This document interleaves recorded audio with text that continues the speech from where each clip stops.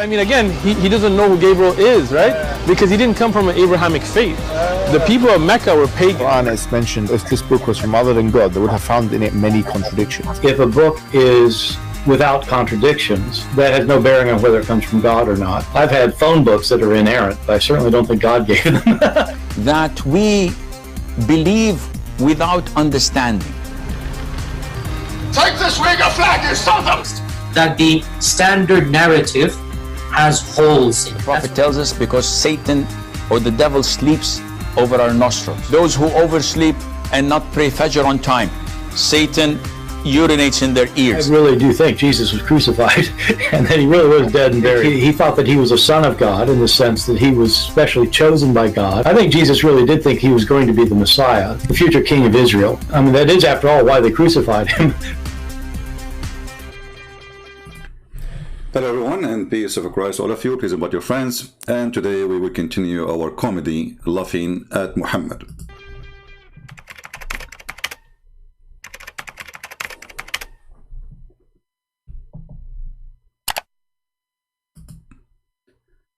We heard in this introduction some of the most hilarious things happen in the last week or 2 weeks. But one of the most funny thing is that the Muslims are so desperate to the point they go and ask an atheist for help.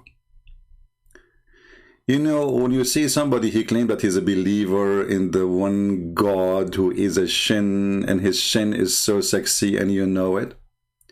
When you see somebody, he is a believer and he go after an atheist who believe that anyone believing God is stupid. When you see somebody, he is a Muslim and he asks someone, he deny everything written in the Quran to be true just to fight Christianity. How stupid is that? And this is exactly what happened to this Abdul. This Abdul, he is a certified donkey, like he's a prophet. So if we check out what happened exactly in this interview, you know, for me, the interview doesn't make any difference. You know, I mean, this guy, he's an atheist. What do you expect him to say? And what do you expect him to say? This guy, he believes anyone believe in God is stupid too. Ask him, do you believe in God? He will say, no, people who are stupid, they will, you know. So, I mean, what the point of bringing an atheist, you donkey? Unless you are a certified donkey, and this is the reality. Certified donkey, like Muhammad Hijab, is inviting, according to Muslims, according to the Quran, the one who don't believe in Allah is a donkey. The one who don't believe in Allah is najis, is filthy, is a kafir, is wicked, is.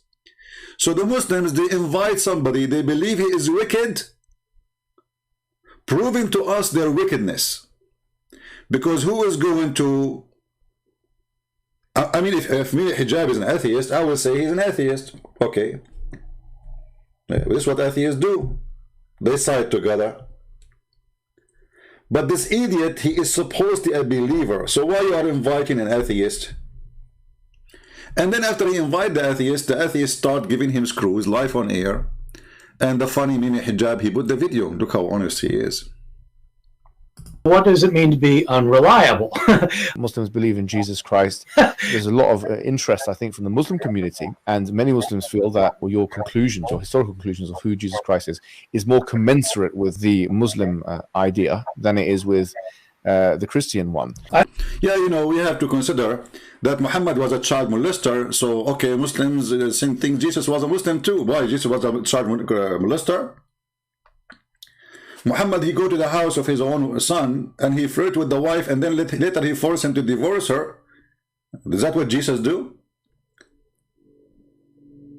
While Jesus was walking in water, making the blind see, resurrecting people from death, Muhammad was masturbating, playing with his private part between the legs of little tiny Aisha at the age of 5. Which according to Muslims, it is 6. In our calendar, that will make her 5. So the desperate Muslims, because they are bankrupt, their bankruptcy took them down to the bottom. And look what happened. I wouldn't say that they line up well with the... I wouldn't say they line up well. By the way, this idiot, just to show you this guy is a stupid, he have an interview with the apostate prophet. He said the opposite in somehow. You know, this guy is obviously mentally ill. This Bart Ehrman is a mentally ill person. For us, we don't take what he's saying into consideration.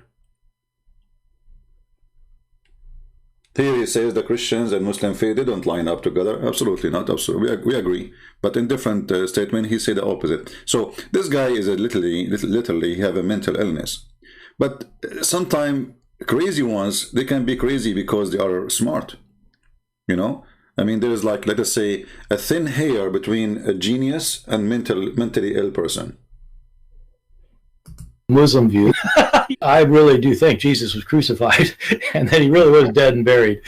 So what this guy he did, Mimi Hijab, he invited him to prove Christianity and the Bible is corrupt. But look what happened. If this is the person who can prove it, then he can prove it. And we accept what he's saying. And Mimi Hijab is sitting like a puppy. By the way, somebody sent me a link of Mimi Hijab, previous link. He was showing his chest, and I noticed he have hair in that chest. The one he did last week, he shaved it. I mean, you know, maybe for you this is normal, you know, but for Middle Eastern this is a shameful thing. Go and ask any Middle Eastern. But anyway, Muhammad, he used to use sugar to shave his ass, and he'd shave his chest, and to shave his arms, because always Muhammad, he wanted to be a girly. For Middle Eastern culture, this is a big shame. And this is what Hijab he did. Go watch his videos in the speaker corner and see he have hair in his chest. See the last, you know, he took it off. But now he will shave everything soon. I mean, I'm sure he's shaving everything already. But soon he will shave his beard, because he just said, and he is sitting like a puppy with this man, that I believe it truly that Jesus was crucified. That means that the story in the Quran is a joke.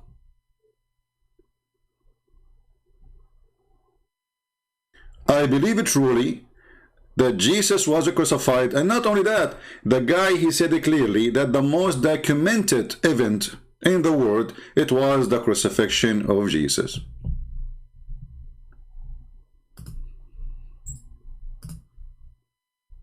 About the crucifixion of Jesus and whether he was indeed crucified.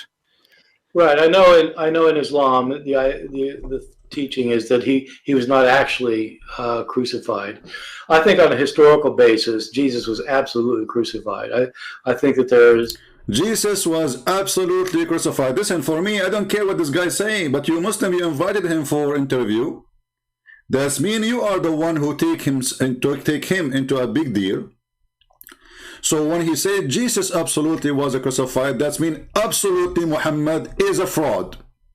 And he is a son of Muta because he's born 4 years after his father's death. So when the Quran says, وَمَا صَلَبُوهُ, they crucified him not.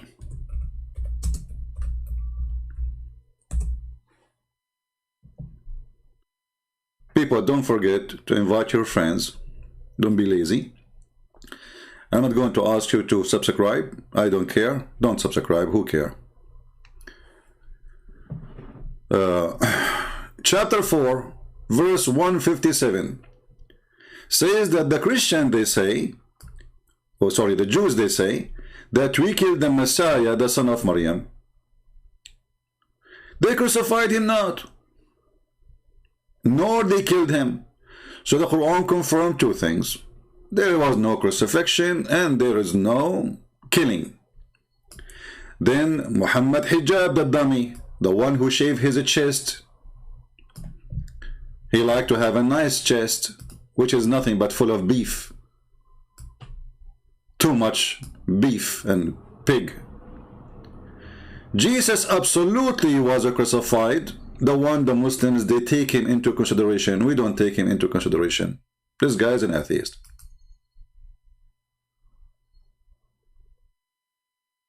He was what? Absolutely. Absolutely. He did not say maybe. You see, this guy is an enemy for Christianity. He hates it. So why he would say such a thing? is that he was not actually crucified. I think on a historical, I know in Islam the teaching is that he was not actually crucified. I think on a historical basis, Jesus was absolutely crucified. Bingo. So Muhammad is a fraud.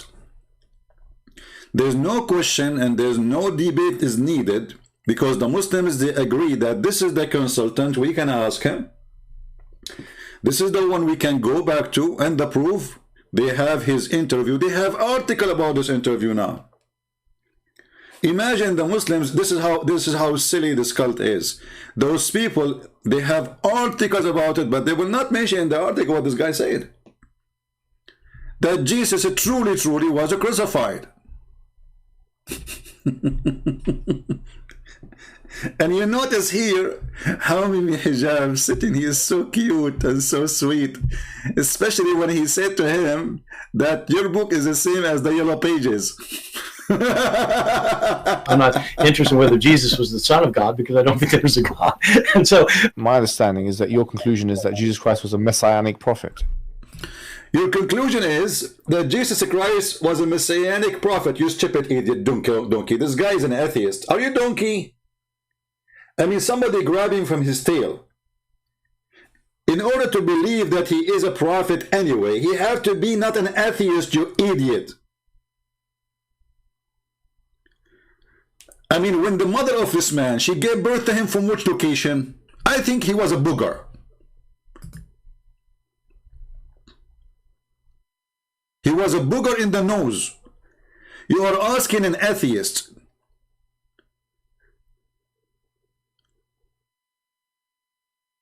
What?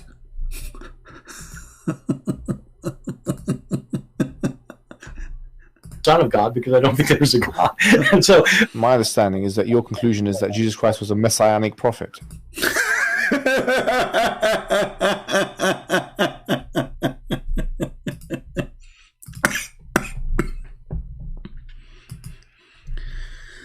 I'm going to open my Skype so we can have any Abdul. He would like to explain why Muslims, why Allah cannot find a smart person to defend him, why Allah is so desperate he got the most stupid idiot ones to present him to us. If those are the one who will defend Allah, so who is the one who will fight Allah then? Because it's a... Is the video working fine, guys? All right. Is everything fine? Because from my side it froze for a second. So, do you think that the Messiah, he thought he is a you think he was a messianic prophet?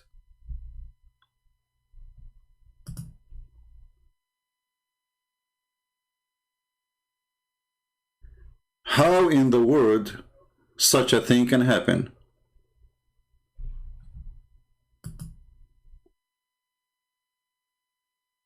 Let us see if we have a problem with our connection.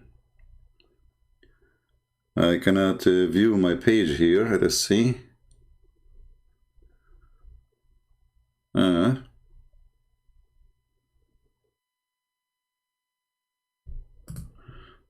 What happened to YouTube?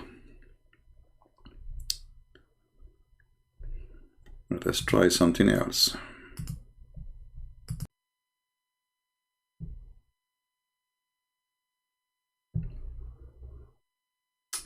I'm not sure what's happening. I don't know if you guys can hear me or not, but my YouTube page is not playing. I don't know. Is it working? Is it not working? What's happening? All right. Okay, now it's coming back. Let us see. All right, look like it's working. From my side, it was frozen. I don't know what happened. So listen carefully, Muhammadans.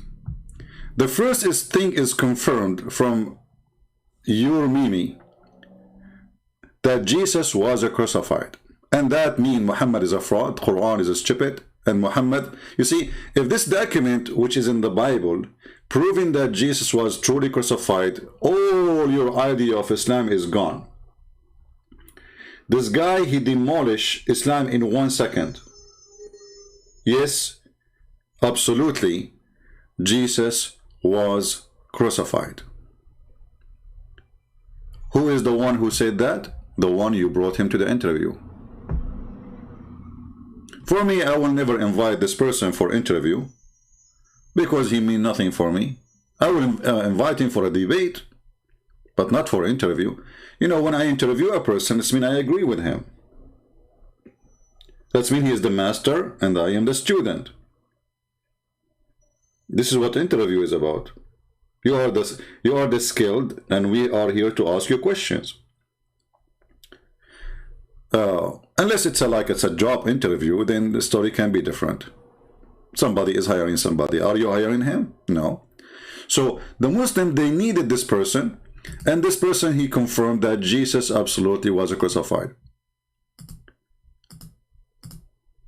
And for me, I will never interview such a person. But as long as the Muslims and even the atheists, they are interviewing him, I will have to use this interview against their own statement, because they are the one who believe that this interview is going to cause damage to Christianity. But it worked in the opposite way. The teaching is that he was not actually. I know in Islam the teaching is that he was not actually crucified. I think on a historical basis, Jesus was absolutely crucified. I think that there's, as a historian, there's almost no doubt about that. And in case your audience doesn't know, I don't identify as a Christian. I mean, I was raised a Christian, but I'm an atheist now. I'm not. I am an atheist now. In case the audience don't know. In case audience don't know. So why the Muslims are taking friends with the atheists now? Very simple. When your God is a devil, you throw him under the bus for the sake of your agenda. You have no value. You have none. Let us see this gentleman here.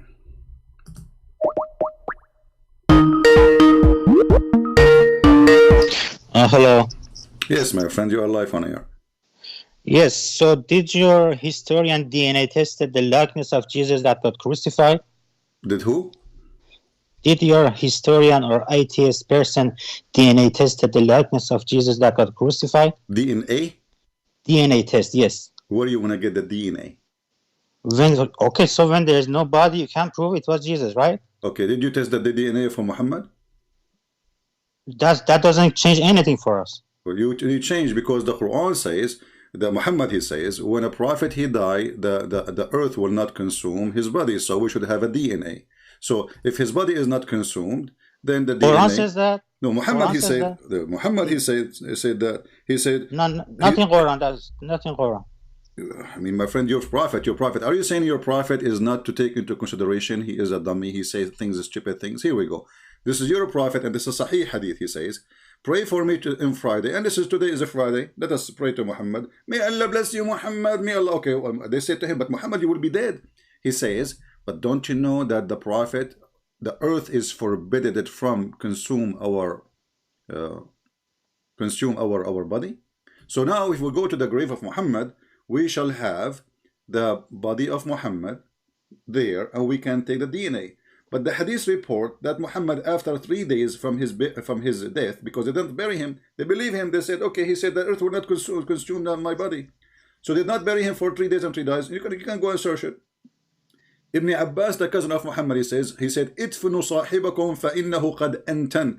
Bury your friend, he smelled like shit. That's what he said. And then the other hadith says that his pinky and his fingers are shrinking, like he's grabbing his hand. It's what happens to people when they die. And he said, قَدْ رَبَ بَطْنَهُ, you know, the belly of a human being when he die, because whatever he ate before he died, the bacteria will start, you know, doing their job, which is they are there for it. and then a lot of guys will come and will make his belly like a pregnant woman. So, and then Muhammad starts farting. So you are the one who mentioned the DNA. We can solve the problem about Islam very easy. If Muhammad, his body is there, we can go and get his DNA, and that will prove that what Muhammad he said is true. That the body will not consume that the earth will not consume his body. His body will not decay. But as you see, even before they buried him, his body is already decay. What say you? You changed the subject, right? No, you are the one who mentioned to me the DNA. Is it me who said DNA? I said for me. I said to you, how we will get the DNA of Jesus? If you Muslim, you stupid, you believe that Jesus right now in heaven. Don't you Muslim believe that Jesus in heaven now? How I'm going to get his DNA? So without if there is a bus, stupid Abdul, if there's a bus to go to heaven right now and get the DNA of Jesus. So you can prove it was Jesus I'm crucified. asking you, is Jesus now in heaven or is in earth according to your stupid cult?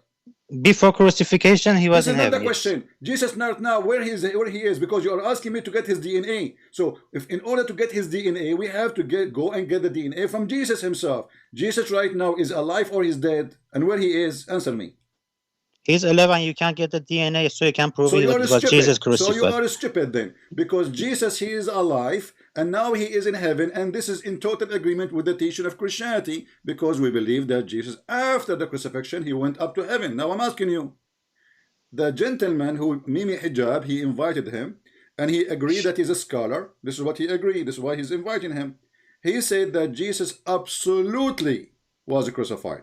He didn't DNA tested the likeness of Jesus that got crucified. I'm asking you now, the guy he said that, he confirmed. He don't have a DNA too. So why you Muslims don't agree with the one you interview and he said Jesus absolutely was crucified? Why should we agree with him? What do you mean not? Because he didn't DNA tested Jesus. Okay, hold on, but you are the one who invite him to take his professional opinion. Just asking him, yes, just asking him. But what do you mean just asking him? Okay, he answered you now. Now it is your turn to refute him. Because now he got your Quran busted. The Quran says that Jesus was not crucified, nor he was killed. Okay. Okay. So when the guy he says so, no, he was killed and he was crucified. How did he know when he didn't DNA test him? Hold on. And your dummy Mimi Hijab sitting like a puppy. He did not say to him, no, we have a proof that he was not. Did he say we have a proof he was not? No. The guy, he said, this is the most documented, even by non-Christians, that Jesus was crucified and he was killed and even he was buried. And then you Muslims, you sit like a puppy in front of him. You don't say, no, we have a proof. They did not say to him, the DNA. This is the most silly argument ever. Let us talk about DNA. Do you like to talk about DNA? Okay. Okay. What is the DNA? DNA should be get from the blood of the person. The blood of the person. Yes. So, okay. So now, if there is somebody have no blood, he have no DNA. But your books have recorded he was bleeding, right? I'm asking you. Are you stupid or what? Are you going to say that somebody should have saved the DNA in the floor since 2,000 years ago? Is that what you are saying? I want to know, what is your mother feeding you when you were a kid? Wasn't his blood in his dead? I'm asking you, are you going to say that we should have his body saved for 2,000 years because you need to check his DNA? I repeat your question. I didn't get it. Repeat the good. Okay, I will repeat it for you as I can now. Brother and sister, a Muslim called me and he said to me, can we get the DNA of Jesus? Because if Jesus was crucified, we needed the DNA. Okay, now this is the answer of Zakir Naik to you, so you can understand. Are you saying that we need to save the blood of Jesus for 2,000 years so we can send the DNA? Here we go. Do you understand now? Gospel of Basilides has recorded Jesus was crucified. I'm asking you, are you saying that the Christian, they should save the blood of Jesus for 2,000 years because one day somebody will know how to examine the DNA? And you stupid idiot, let us say we get the DNA of Jesus. That will prove nothing, because all of us, we have DNA even before we die. So you are a stupid mental. No, you can't prove it was Jesus because no one DNA tested. You prove it? Because if Jesus, he is dead or alive, the DNA is the DNA. Nothing changed. He's No, alive. it changes because it was the likeness of him, because it wasn't Jesus. That's the change. That's the change. I mean, you know, this is one of the proof that Islam is stupid, that the God of Islam, he could not find one smart person to defend his religion. Now, why you did not answer about the DNA of your prophet? Why your prophet, he lie? Saying, You changed the subject. You changed the I subject. am not, because here we go. Nobody have DNA. You are being stupid. You know why? Nobody have has a DNA. Secondly, you idiot. Secondly, Jesus is in heaven, and he is not in earth to go and find a grave and dig it, and maybe we can find something. So the Muslims believe that he is in heaven. The Christian believe he is in heaven. So your argument is even against your own belief. No, you believe that he was in the tomb. The tomb had the blood. So where is the DNA of that blood? Well, you know, Jesus, he resurrected, which means everything belonged to Jesus, go back to Jesus. So you can't prove that the blood is belongs to Jesus. Can you prove there was blood?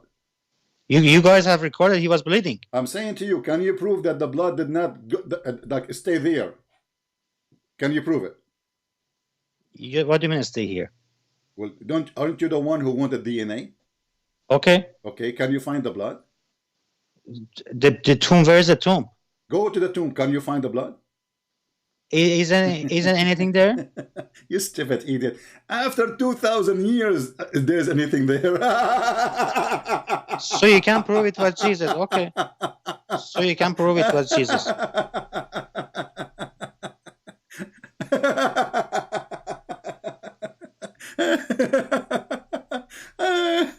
I mean, you know, honestly, did somebody pay you to call me, or you did it voluntarily? Gospel of Basilides has recorded Jesus wasn't crucified. So he was transfigured into someone else. Hold on. The Gospel of who? Basilides, Basilides. But this Gospel says that the one. This is not a Gospel, by the way. This is a fiction. But anyway, we will go with you. Just you are stupid. You hear this guy saying the word, and you do not know even how to say it twice. But we will go with you. But even that says that Jesus is God, because he is the powerful God. He made someone look like him. Do you agree with that?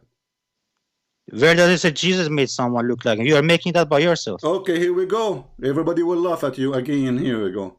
This is the interview. Open your YouTube and mute my Skype for now. Okay. All right. Here we go. This person, he will get you busted. You are an idiot. You do not know what are you talking about. In case your audience doesn't know, I don't identify as a Christian. I mean, I was raised a Christian, but I'm an atheist now. I don't have a particular stake in any of this information personally. But I think the crucifixion of Jesus is is probably the best attested, one of the best attested events of his life. It's found all over the place in our early sources. It's even mentioned by non-Christian sources, and it's a kind of a complicated thing for me to argue. Although I can at length, if somebody wants me to, it's not the kind of thing that Christians would have made up about him if they wanted to make up legends. If they wanted to make up something about Jesus, it wouldn't be that he got killed by the enemy, tortured to death. What they would have made up is that he became the king and he's sitting on the throne in Jerusalem. But they couldn't make that up because everybody knew it wasn't true. And so they had to say, well, yeah, he got crucified. But then they ended up saying that because he was crucified, that was significant, that it was the plan of God. And but they're kind of explaining it. They're not. They're explaining because they got to explain it because he was crucified. Yeah. The Islamic account is very strange. It is that I guess that people think Jesus was crucified and that somebody was crucified, but it wasn't Jesus. It was just somebody else who people thought was Jesus, and it's a very strange thing to think. So it is. And it didn't start with Islam. It actually there's a Christian teacher in the 2nd century named Basilides who was an Gnostic. And he wrote a gospel. He wrote a Gnostic gospel. We don't have the gospel anymore, but we have a church father who talks about it. And in his account, what he says is that there was a fellow in the Gospels.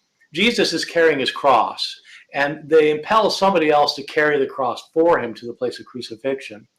And according to Basilides, what happened is this other person whose name was Simon from Cyrene, which is in North Africa, Simon Cyrene carries the cross, and when he gets there, Jesus pulls an identity switch. He's the Son of God. He can do miracles. He makes Simon of Cyrene look just like him.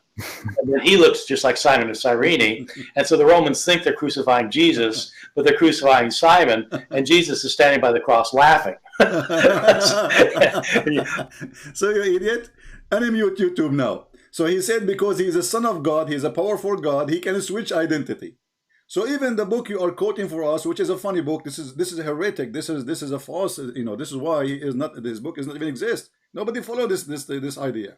So even there, this person, he is saying that because Jesus is a son of God, he was able to switch identity. It's not, hold on a second. It's not hold Allah. It's not Allah who switched identity. Because Jesus, he is the son of God, he was able to switch identity. Your mind.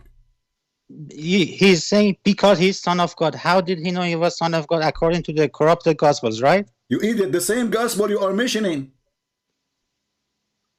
The one you are saying, this is the truth. You just told me the name. According to that book, this person, he said that Jesus, he switched identity because he's the son of God and he can do it. At all times, the title son of God was given to the righteous person of the family. Did you hear what he say? Are you deaf? He made his own, he added his own interpretation, not the word that was in there. This is what that book saying. No, that's his interpretation. We can play it again. Are you slow? He said because because was his own interpretation. Yeah.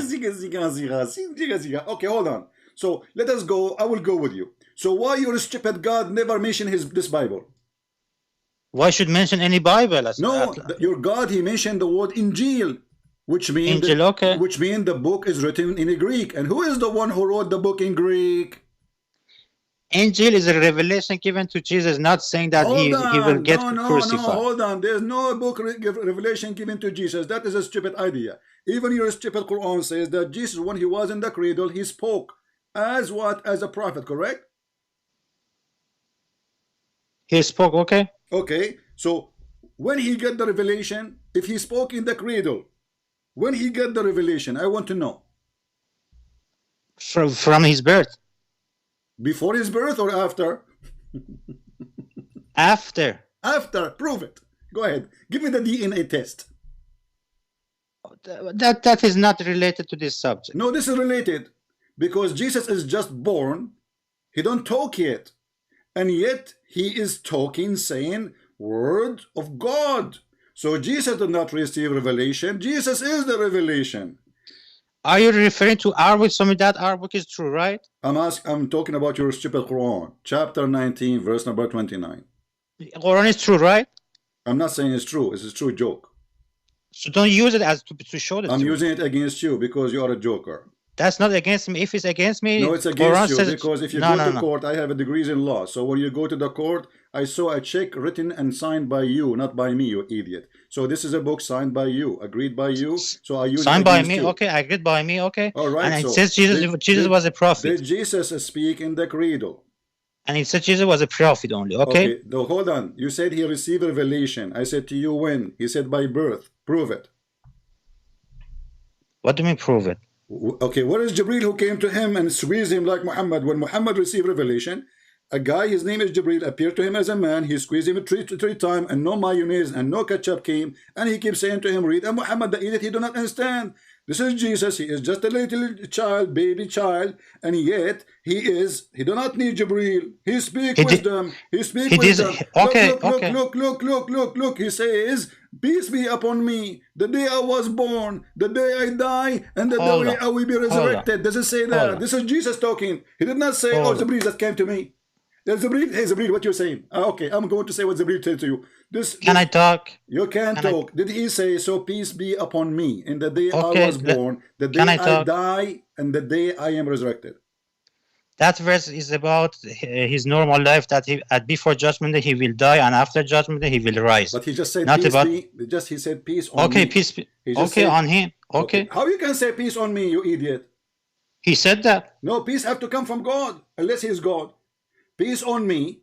I cannot say peace on me.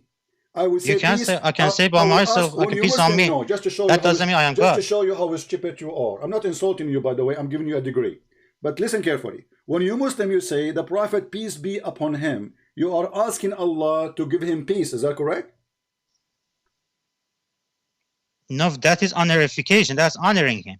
This is who is the one who will give him peace? You or Allah? That is honoring him. This is not a giving question. him peace. This is honoring him. Why he was a whore? He need honoring. I'm asking you now. Who is the one who will give Muhammad peace? The one word peace. Who is the one who will provide peace to Muhammad? You or Allah?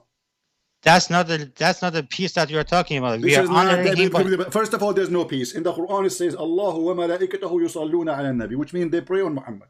You Muslim, you lie, you say we send that him is a blessing. blessing. Okay, so now here we go. You say so it's a blessing. So why you say peace be upon him then? If it's a blessing, it's a blessing. So why you say peace be upon him? What's wrong with it? Okay, where do you get it from? That's for honoring him. Where do you get it from? It's from Quran. Where? Show me. Go ahead. The same verse that you said. You mean about Prophet Muhammad or Jesus? About Jesus. I'm talking about Muhammad. Abdul, focus with me. What did you eat? Okay, the same verse that you quoted in Allah. I will change your name. I will call you a turtle because you have a brain of a turtle. Don't take a selfie because it's going to take forever. Listen carefully. When you Muslim says peace be upon him, speaking about Muhammad, where and who is the one who told you to honor Muhammad by saying peace be upon you? And who is the one who will give Muhammad peace on him? Your mind. It's not giving him peace. It's blessings. I don't care. Who is the one? You are the one who said peace be upon him a second ago. Now it's not the blessing. It's not peace. It's blessing. Turtle. Listen carefully. Focus with me. So don't stop shaking. Listen. When you say peace be upon Muhammad. Okay, right? That's for honoring him. Okay. Where you get it from? Where do you get this from? It's from Quran. Where? But this verse is saying Muhammad, Allah and the angels praying on Muhammad, not peace be upon him. That's blessings. Okay, you're stupid. Are you stupid? The word of blessing is not peace. Are you stupid or what? I'm asking you, where we can find the word peace be upon Muhammad? You said to me, Allah wa malaikatahu yusalluna ala nabi, and you don't know even how to speak Arabic. But that verse have nothing to do with blessing. That is Allah praying on Muhammad. You can interpret that your way. We don't care. We know that. Mimi Hijab, he said, this is why it says pray for, not to. That's not praying. That's blessings. He said that. Are you saying Muhammad Hijab was a liar? Muhammad Hijab is a fallible person. He can make a mistake. Is your prophet a person who can make mistakes? No, he's infallible. But don't refer to hadiths. Prove it. Don't refer to the poo-poo of Muhammad. The second Muhammad he talked, he is the same as Mimi Hijab. So look with me. The one you said to me, chapter 33, verse number 56, it says, Allahu wa malaikatahu yusalluna ala nabi. So Allah, he pray for Muhammad, he don't pray to Muhammad. Supposedly that make a difference, but that doesn't make any difference. The Muslim, they fabricate the answer or the meaning. They say, oh, Allah and the angels send a blessing. So I'm asking you, where is the word peace be upon him coming from? That's alayhi salam. This is not the question. I'm asking you.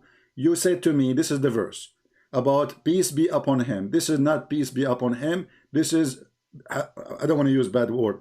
Abdul, are you why you go? I want you to do this. Okay. Okay. I want you to drink camel urine 3 times. Not in my book. What? Not in Quran, not in my book. What do you mean not in the Quran? Where does it say drink camel urine in Quran? Where it says in the Quran, don't do mut'ah no more. Where does in your Old Testament says don't sell your daughter as a slave? Well, sell your when a Muslim he says don't. Where in the Old Testament says don't sell your daughter? Sell your daughter. It is renting a person to that's work. prostitution. Okay. I laugh at you. A person, he is a Hebrew. He can rent himself, regardless if it's a daughter or a man or a woman, for 7 years of slavery maximum, because this is how he can pay back what he borrowed, or he cannot even make living. So you idiot, you think when he say he sell his daughter, that's mean the guy who own her. That's it. It is 7 years contract. The person, he will use her as a maid, not as a whore. Now I'm asking you, when you're a prophet, you want to talk about slave, we can switch, and I will make you shish kebab. So I'm asking you now, when you're a prophet, he say something. You Muslims, do you have a backup for it or not? You say to me, don't use the hadith. Wonderful. I'm not going to use the hadith. The Quran says you can do mut'ah. Do you do mut'ah today? Do you hold on? Search Wikipedia sex slavery in Bible. They will show you don't change this the verse. topic, Abdul. Do you follow the Quran or you follow the Hadith? Do you practice muta? I follow Quran. Okay, so the Quran says you do muta. Do you do muta? Okay. When last time your sister she rented herself? I don't have a sister. What about your mother? Mother doesn't. Where does Quran say mother should give muta? For women, who care about his mother if she's a daughter? Oh, it's marriage. So when you use the Quran, use the exact verse. It says, where does it say marriage? Okay, in the front of everybody, can you show me the word marriage in the verse? Oh, it should be in the verse. Quran is a book. It's not in a verse. Quran. You said it says marriage. I want to see it. Show me. Quran clearly said that it's a sin for married people to get. Where? Guys, it's a sense of a marriage. What is a sense? Is that like a smell of marriage, but it's not marriage? I'm not getting what you're saying. Because you are slow, turtle. Okay, let us go back. You know, this is how you try to buy time. I'm not getting what you are saying. No, you know what I'm saying. So when the Quran says you can rent a woman to have sex with her for 3 days or 3 nights according to your prophet hadith, but you said you don't want to follow the hadith, no problem. So your prophet explained, he says, a man, he can rent a woman for day 2 or 3 days, boom, boom, he pay her wages, everybody go home, and this is so-called muta. He did not say the word marriage. So now I'm asking you, where in the verse it says you can marry a woman for sex temporarily? Chapter 4, verse number 24, 25 in the front of us. Where it says that? Why should it be in that verse? Quran has mentioned the verses of marriage in other verses. Show me where it says that. I don't care about verses. Connect the verses. No problem. Go ahead. Connect. So, connect what the verses. What verse do you want? About marriage? Connect the verses. Connect the verses. About marriage? What's wrong with you? We are talking about what now? Where does it say if a married woman can... You know what? Be honest with me. Did you give any heart attack to your family? Are you married? Don't ask irrelevant questions. Because you are so stupid. We are talking about the same verse for the last 10 minutes, and now you are saying to me, we're talking about marriage? For sure we are talking about marriage. You said this is about marriage. I said to you, show me the word marriage. The word marriage is not in this verse. You remember you are the one who called me before and you said to me, ignore what is between the brackets, correct? Okay. Okay. Here they put it between bracket, ignore it. The word marriage is appearing between bracket. Ignore it. No, it's not here, but Quran is not one verse. No. Listen. It is you who said to me before, it's recorded, ignore what is between the bracket. Okay. So it is not there. It's a fabrication, and you are the one who asked me to ignore what is between the bracket. Ignore it. So now where is the word marriage? Where is the word? It's not there. It's in Quran. It's in Quran. It's not in that verse. Quran is a book. Idiot. We are showing you the Quran.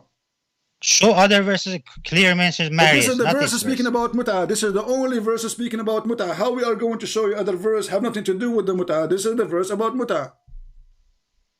Other verses, where does other verses a married woman can give muta? You see, I got you. Oh, okay. Which other verses said a married woman can give muta?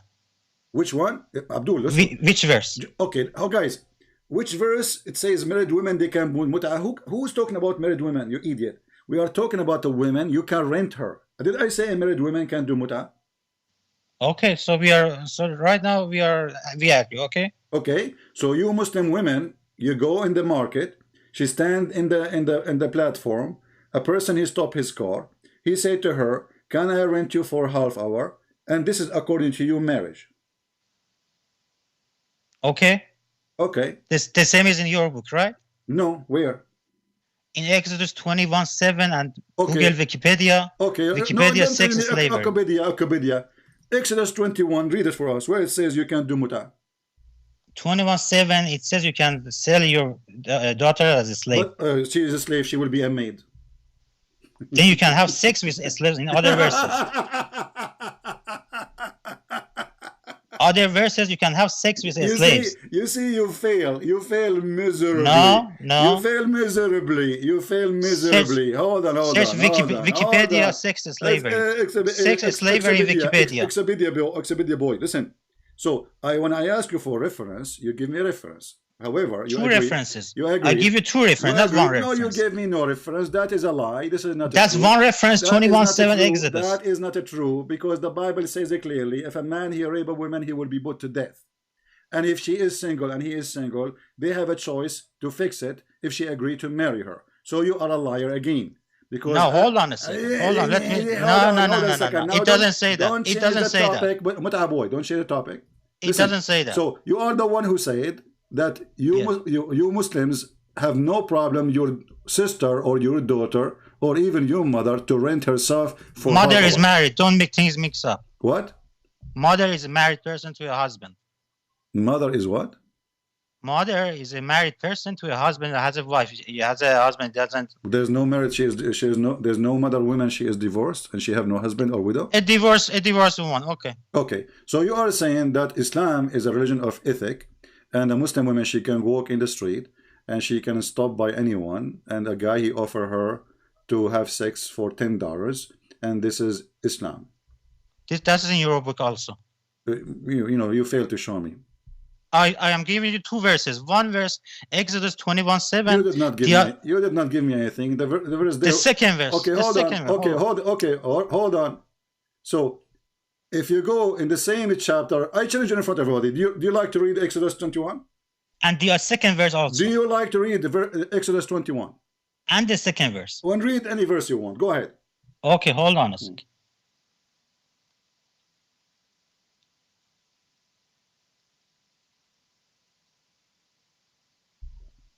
Remember, you are the one who asked to read the verses after it. Leviticus chapter 19. You said Exodus. Don't change now. You said Exodus. You see, I got you. I have okay, you got me. No, we can read that one, son of Mata. Don't play a game with me. You said Exodus 21. You are the one who said Exodus 21. Read and Exodus. The second verse. Hold on. So Exodus 21 says, and if the man he married her to his son.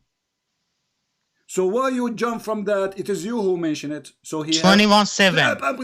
Yeah, 21. Yeah, 21. Read 21, 7, 8, and 9. Read it.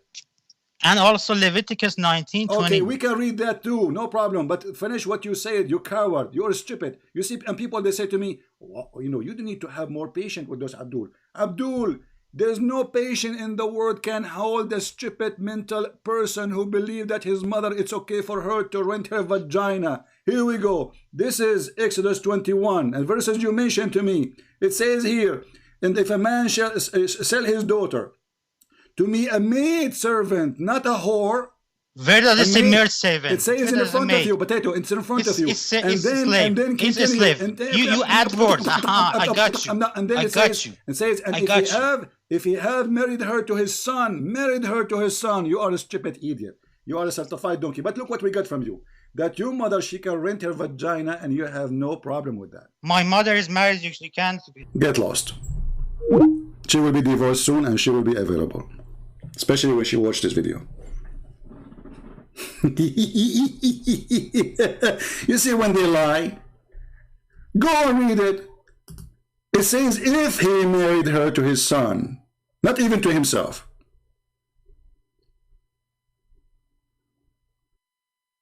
He can't even sell her out because this is a contract of employment. People at that time, they are poor, they are desperate. There's somebody have money. So he comes to him and says, I want to be your servant. This is what slavery mean here. A Hebrew man or Hebrew woman, she say, I want to be your maid. I want to be your slave. Which means you have full control of my labor. And those people, because they have no income, not like now we can apply to work in Walmart. You can work as a taxi driver. There's no jobs. There's no opportunity. There's people who have money and there's people who have none. So the one who have none, he offer his service and that will give him food, will give him shelter. This is not really a slavery, the one we knew. This is why it says he sell. So he take money in return of his daughter, and this is the daughter have to agree too. The daughter, she will go and say, okay, father, we cannot afford it. What we can do? I will go and work for this guy. Negotiate with him for how long and how much he will give you money so he can survive me and my family. So a member of the family, or even sometimes the whole family, go. But what we got from you, which is very important, that a Muslim woman, she can rent her private part for a bunch of dollars.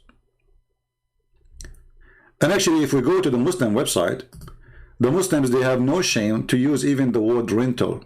You believe it or not? Let me open the reference for you. Rental. It's not a Christian prince, he is insulting using that word. It is the Muslims.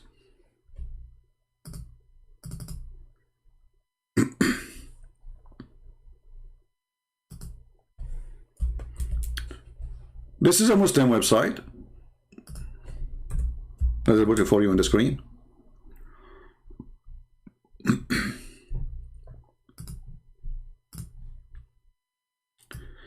alislam.org.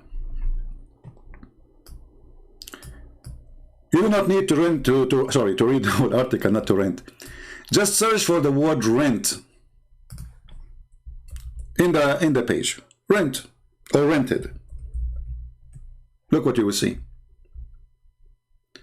In some work, a special term applied to women who participate in such a mustajara. In Arabic, mustajara mean rented women. Muta is considered as a kind of rental. So how the Muslims, they lie and they say Islam and Christianity, they share the same God. Women, they are renting their vagina to get paid for sex. This is from God. So what is prostitution then?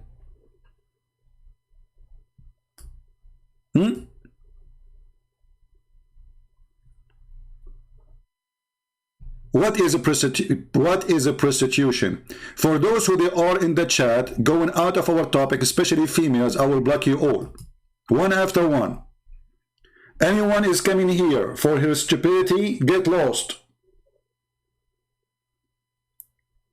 Some people here, they come, they have no shame. We are trying to save soul. They are worried about their lingerie. Muslims, stop thinking about your panties. Think about your head. Think about your soul. Think about your salvation. So whoever is stupid person, admins, anyone who go out of the topic, start having personal conversation, block them immediately. This is not what we are here for. This is not a chat forum for people to have hello, how you doing? This is not a coffee shop.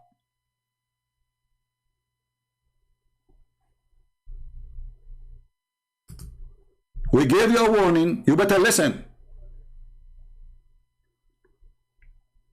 Anyone he see this girl, her name is Nightmare, from the admin, block her immediately. Now and forever. I don't want to see this woman again. Go and see a doctor. Go and take medication. We are here to save soul. They are here to date.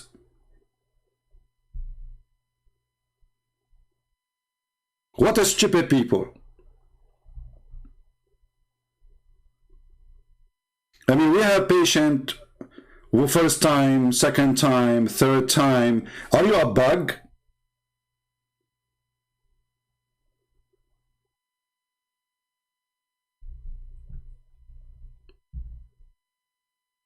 Thank God I am not married. You as women, they make you hate to get married.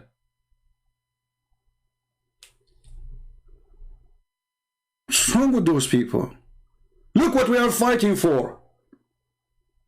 And look what they are busy about.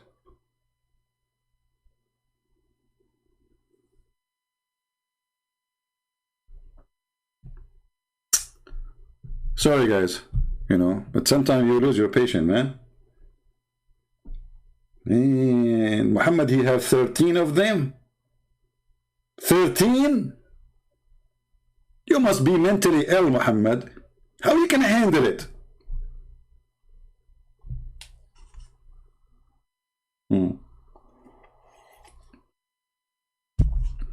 Now, for sure, not all women are the same. There's super smart, genius ones. They are way smarter than men. But there is some women, they are really, no, they mispresent their own gender. Now, do we have any Abdul? Do you have the DNA of Jesus? Look at this guy. I mean, this guy, he was thinking about it for 10 years maybe. The DNA of Jesus. What do you want? Do you have the DNA of Jesus?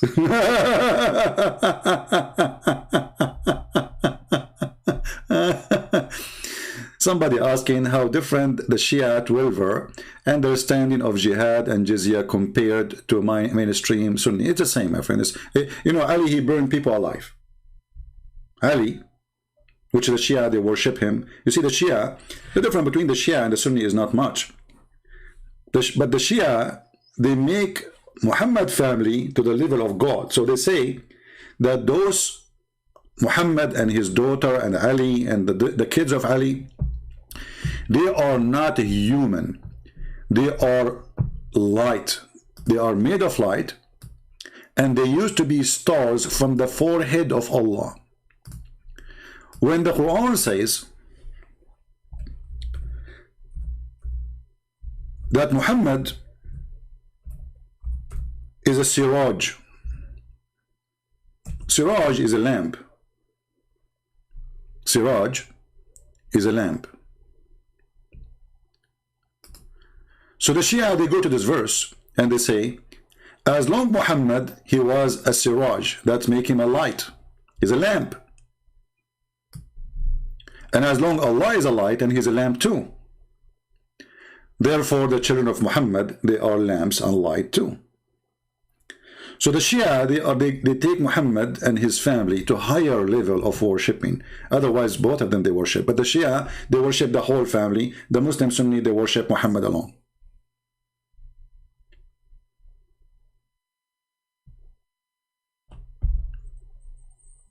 I hope I answered you. There's a person he mentioned about Al-Mahdi, you know, Al-Mahdi in the comment in the previous video. I mean, you know, the Muslims, they have their own fantasy, you know, always. Islam is a fantasy. Islam is not a reality.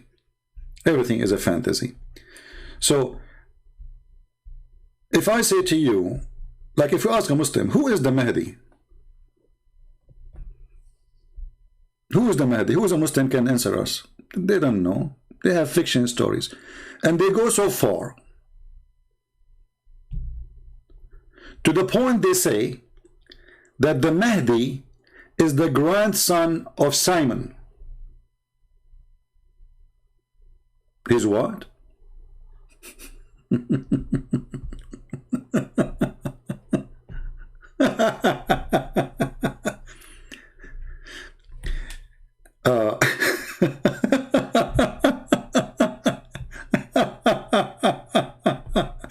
I mean, the stupidity of this religion, especially Shia, it goes so, I mean, it's beyond stupidity. So Simon, he is the grandfather of Al-Mahdi, the Imam Al-Mahdi, which the Muslims are waiting for, and he is the grandfather from the mother side. From the mother side, remember.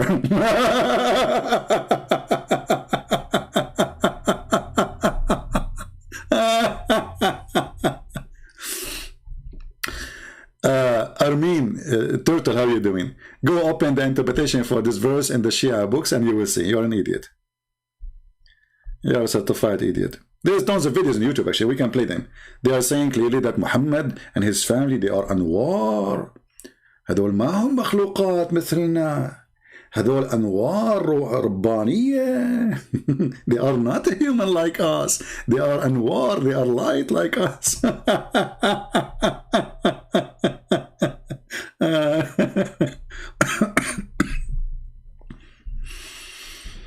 Oh boy. You see, Islam is trying to copy everything in Christianity. Jesus have 12 disciples. Muhammad, he have 12 imams. Jesus, he have 4 disciples, wrote 4 books. Muhammad, he says, take the Quran from 4. Jesus is God. Muhammad, he changed his name. He made it the praised one.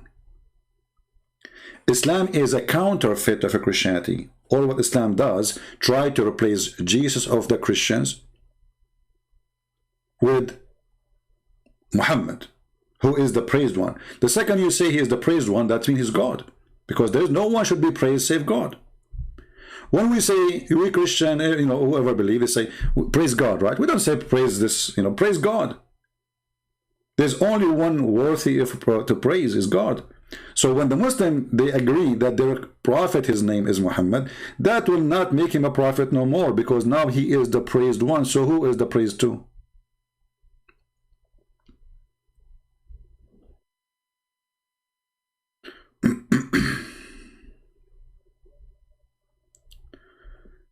Anyway.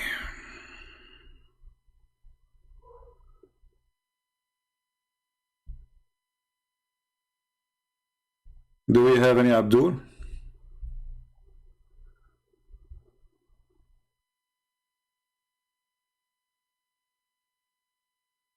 Somebody is saying to me where we can find those you are talking about, that Simon. Actually, there's a book Muslims they have. Let me try to find it.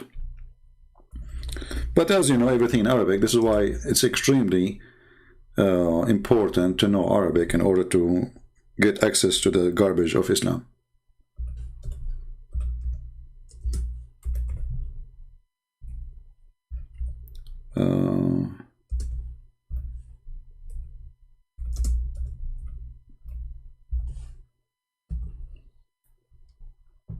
Here we go.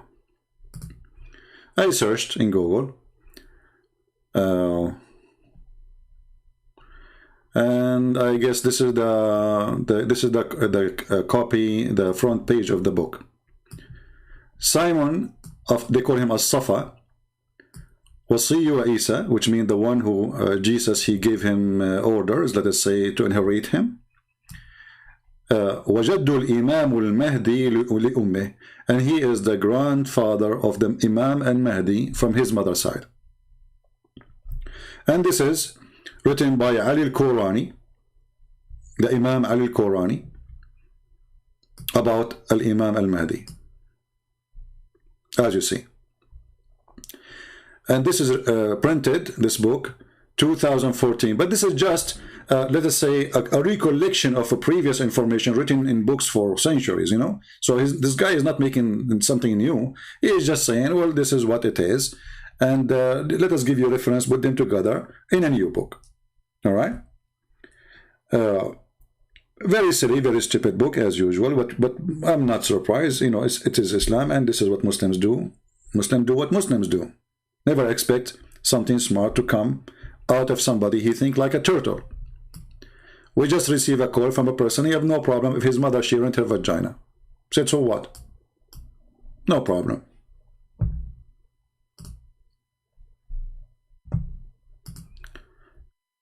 Anyone have a question? Anyway, so the title today actually is about the yellow pages. The yellow pages. You believe it or not, Mimi Hijab, he got an idiot who is really silly, and even the silly one was smarter than Allah. But how this happened? Mimi Hijab, he decided to stood a little bit and to defend the Quran because he looked horrible. So he decided to say something, to add a spice to the conversation. He thought he can make a point of intelligence. In the Quran, it's mentioned if this book was from other than God, they would have found in it many contradictions. If a book is without contradictions, that has no bearing on whether it comes from God or not. I've had phone books that are inerrant, but I certainly don't think God gave them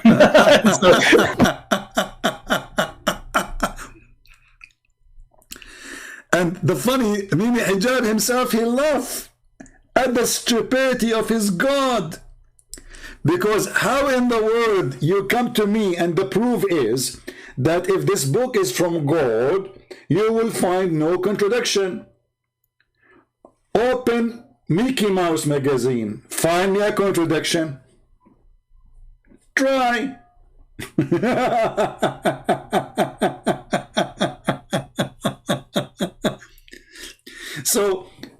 this person, even though we believe he is really mentally ill, he's smart. This Harman, whatever his name. Right away, he kicked Muhammad hijab in his anus, not in his balls, because he don't have any. That's why he ran away from debating me. And he told him, "You idiot, you stupid, you donkey. What kind of logic is that? So if there is no contradiction, that was a book from God." And not only that, this God, he failed even in his own challenge. If this book has no contradiction, the Quran is full of contradictions. And one of the most clear one, chapter 41, chapter 79, where one says that the last thing Allah created was the lamp, and the other one says the last thing Allah created was the mountains. Very easy. A Muslim yesterday, he posted a comment speaking about the book of Genesis. In the book of Genesis, saying like chapter 1 and then chapter 2, he says, well, here it says that God created the animals first and the human after, and then there it says the opposite. That's false. In one is giving the order of a creation, and the other one explaining the creation.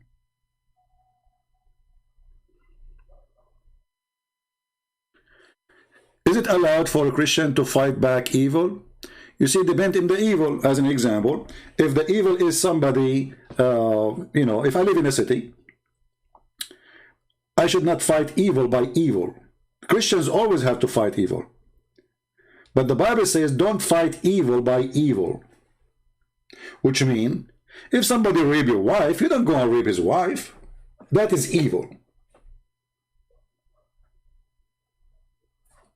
If somebody stole your money, you don't go and steal somebody's money from his family. Go take your money. Jesus said the one who lives by the sword will die. Which means when you commit a crime, it is the right of other side to take you down by the sword, the same as you did to them. So the Bible is full of verses speaking about justice, and the one who killed must be killed. So yes, we fight evil, but not by evil. If somebody commit a murder, he shall be killed for his crime. If a terrorist come to my house right now, he want to shoot me, I have enough bullet to make his ass more than my filter to the water.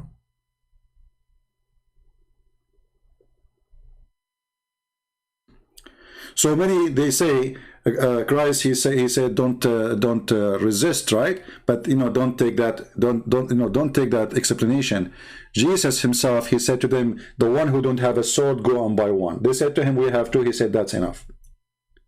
So two for what? To protect themselves when they travel to go in the road, not to go and invade and to kill. Enough. You have two guns, that's enough. You do not need to have a storage of weapon, because that means you are going to war. That's not for defense no more. Abu Turab al-Harbi. Okay, Master Abu Turab, you are saying to me you are absolutely an idiot. Why you don't call me, my friend? Let us see who is the idiot. Guys, what do you think? What do you think? When you Muslims, you invite an atheist to prove Islam wrong, but the target is to prove a Christianity wrong. Who is the idiot? When you do interview to someone, he is an atheist. Are you aligning with atheism just to fight Christianity? This is who you are. This is idiot behavior. So Abu Turab al-Harbi, and you are dressed as an Arab, but I don't believe this is your picture. This is the picture of Mimi Hijab after he shaved. Do you dare to call me? In front of everybody. Challenge, and let us see who is the idiot. The idiot, my friend, is the one who say that when you go in the bathroom, shaitan, he go inside your anus. That is an idiot. And that is your prophet. The idiot is somebody, he says, that when you go to heaven, Allah will give you boobs, big boobs. That is a stupid, low-class, trashy idiot. The idiot is somebody, he believe that there's a prophet, his name is Muhammad. If we believe in him, Allah, his God, will give us endless penis. I want you to tell me how you will walk with it, Abu Turab. Are you going to walk forward or backward? Because I'm telling you from now, walking forward with endless penis is impossible.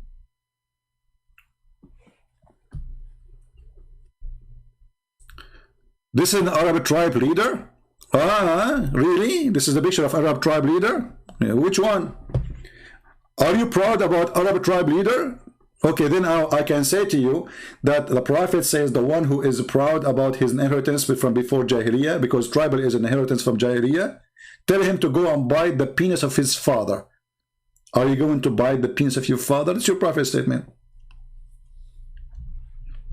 So look what happened.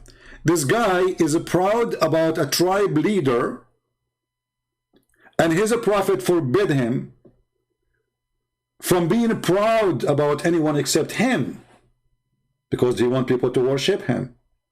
This is from the Jahiliyyah time, which means from pre-Islam, that people are proud about their tribes.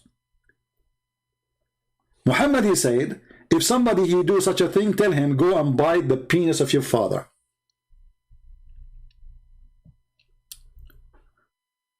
At least have some akhlaq. Look who is talking about akhlaq. Mut'ah, boy. Get lost. We just heard your brother saying, yes, in Islam, he can rent his sister. And you are talking about akhlaq. Mut'ah. Muslim, they have, what's it called? Zawaj friend. Search Zawaj friend. What does that mean? You marry a woman as a friend. So what does that mean? Well, you take her to the hotel, you do boom boom, and then everybody go home. Really? Yeah. What about the travel marriage? You go, yes, let us say a Muslim Abdul is going to Jeddah. His wife, she is in Mecca. What he do? He go in the hotel. He said, can you provide me with the women with the bed? I'm going to stay here for 10 days. They said, sure, halal.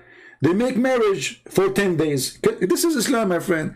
Is the lowest ever religion, and yet nobody speak about ethic and ethical as they do.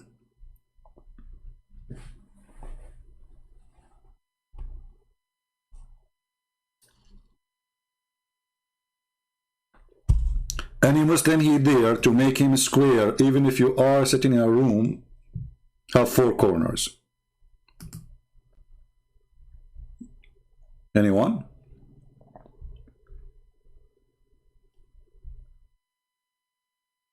Who's a Muslim want to do it? The only Muslim until now he called us is the guy with the DNA. I mean, look at this idea, man. The DNA. Do you have the DNA of Jesus?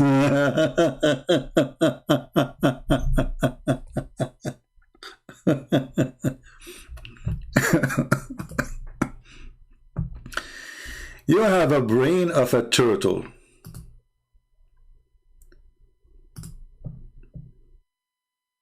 You have a brain of a turtle. Prove me wrong. Who is a Muslim wanna come here and call me? The yellow pages, and here we go, my proof in front of you. The yellow pages is way better than the Quran. Yellow pages have 0 contradiction. Quran is full of contradiction. That has no bearing on whether it comes from God or not. I've had phone books that are inerrant, but I certainly don't think God gave them. So, no, that is my view. It's a necessary condition for a book from God not to have contradictions. That's an assumption about what kind. It's a necessary condition. Listen carefully, Abdul. It's a necessary condition from God not to have contradiction in the book, to be a book of God. No problem. No problem. Who's a Muslim and prove that Quran have no contradiction? I say the whole Quran is a contradiction. I say I challenge you to choose for me a chapter is not a stupid, and I will not find a contradiction in it.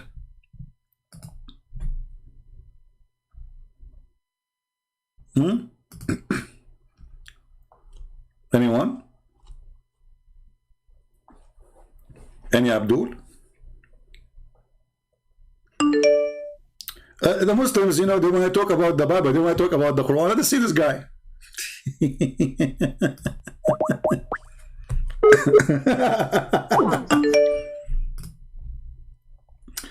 Yeah, let's call him.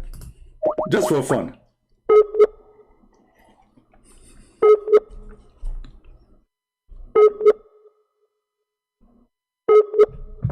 Man, your internet is not even working. Go. Ask your Allah to activate your internet. Take a hike. Who's else? Who's next? Who's next? Who is a Muslim? He agree with Muhammad hijab, aka Allah, aka Muhammad, that Allah he put a condition that if a book is from God, should not have a contradiction. Who is a Muslim? He can call me and prove to me that this is absolutely true. The Quran have less than 10,000 contradiction. It's a necessary condition for a book from God not to have contradictions. Did you hear it, Muslims? It's a necessary condition that a book of God shall not have a contradiction. Who can activate that condition and call me?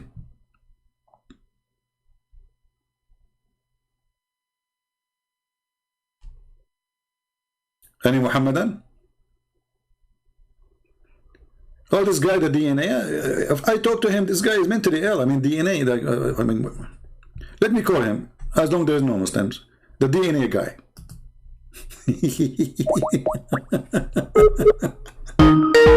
What do we say when you go bankrupt to look for your pennies, and here's our pennies now.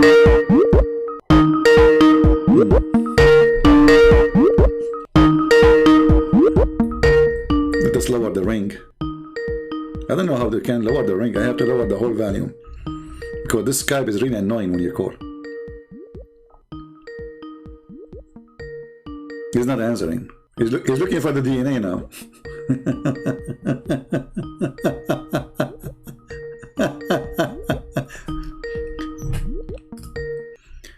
Actually, even the story about the crucifixion of Jesus proving Muhammad to be a stupid and fraud. Because look what happened. When the Quran says that they crucified him not and they killed him not, in the same verse he confirmed that there is crucifixion happen and there is killing happen. Even the Quran says وَمَا صَلَبُوهُ يَقِينًا, which means they are not sure. By saying such a statement, the Quran made a big poo-poo. Why? Let us zoom in the verse. And by the way, all those things between two brackets is not even there. Let us try to find a better, without those brackets. The Quran is so clear to the point Muslims, they have to add 20 tons of brackets to make the word of Allah clear, which is supposed to be so clear already. It's so clear, brother. Very clear, brother.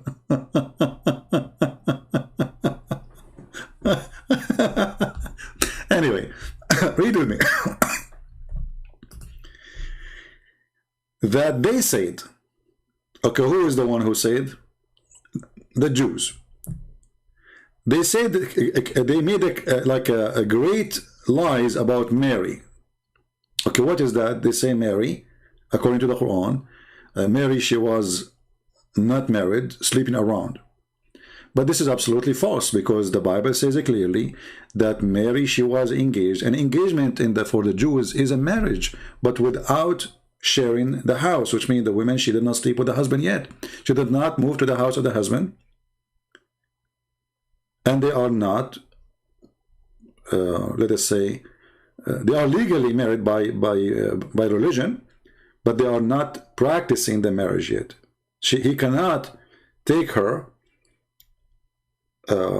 until, let us say, they agree when the day to move to his house, he prepare his house, etc. It is just let us say, a traditional thing. But the marriage is already, she is his wife, which means if he wanna sleep with her, he can, and he will not be accused of anything, because already she is his wife. This is what engagement is for the Jews. The Muslim today, actually, they call it Katbul Kitab. This is something they took from the Jews. Her marriage is written, Katbul Kitab. So, And this is we practice until now in our churches. They call it half marriage, which means they go and they make an engagement. But the Jewish, they go farther than that, and they say this is total marriage, which means there's no additional things need to be done. Anytime they agree to move the woman, she moved to the husband's house, she's his wife anyway. So the Jews, they never will accuse such an accusation, unless they are trying just to insult. And something they can do today, you know, no problem. But this is not based on religion. This is not based in the Jewish scriptures. And then he continues saying, and they said, we killed Jesus Christ, the son of Mary, the messenger of Allah, but they killed him not, nor certified him, but it was made appear to them. This is the DNA guy. Hey DNA, how are you? I'm good. So I received a missed call from you. I wasn't at my phone. Yeah, what do you think about what this guy, he said that it's necessarily for a book not to have contradiction to be from God? Do you agree with that? Okay, but the way you want to twist the book, you can get... I don't want to twist you. You explain to me. What do you think? I will make a deal with you. You are the one. You will be the judge. Which one Allah created first? The stars or the mountains? Show the both verses. No, I don't care about you. You are the Muslim. I want an answer from you. Which one Allah created first, the stars or the mountains? Skies got expanded in the. I know which verse you. Oh, I got you. The other verse says skies were expanded. Thumma doesn't mean necessarily. This is not the order. question. This is not the question. Which one Allah created first, the mountains or the stars? If I give you answer, you should show the Arabic, then I will explain it to you. I will show you. Tell me what verse to show you. I will show you. No problem. Okay, stars. Show me. Tell me what verse. You are asking me. You show me the verse. Yeah, I'm asking you. You are the Muslim, not me. I'm a Christian prince. I'm not a Muslim prince. You asked me. You should show me the verse. I'm asking you which one Allah created first, the stars or the mountains? Which one? Mountains. You created the mountains first? Show me the verse. I will explain. I don't know. I'm asking you. Don't tell me. Show me. Okay, I will help you. I will help you. Chapter 2, verse number 29. What this verse is saying? Chapter, hold on a second. You can show it?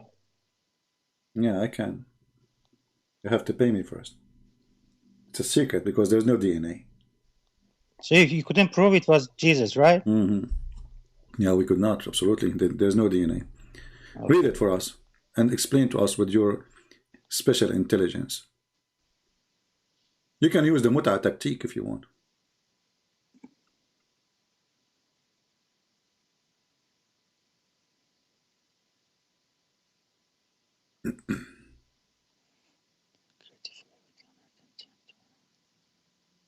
Why you are whispering? Why you are whispering? Read it. Show the Arabic. Read it. Show the Arabic. You don't know Arabic. Do you know Arabic? You see, when you read the Arabic, do you know Arabic? My friend, as long as I show you the verse, I gave you the verse number, I gave you the chapter number, read it in Arabic, go ahead.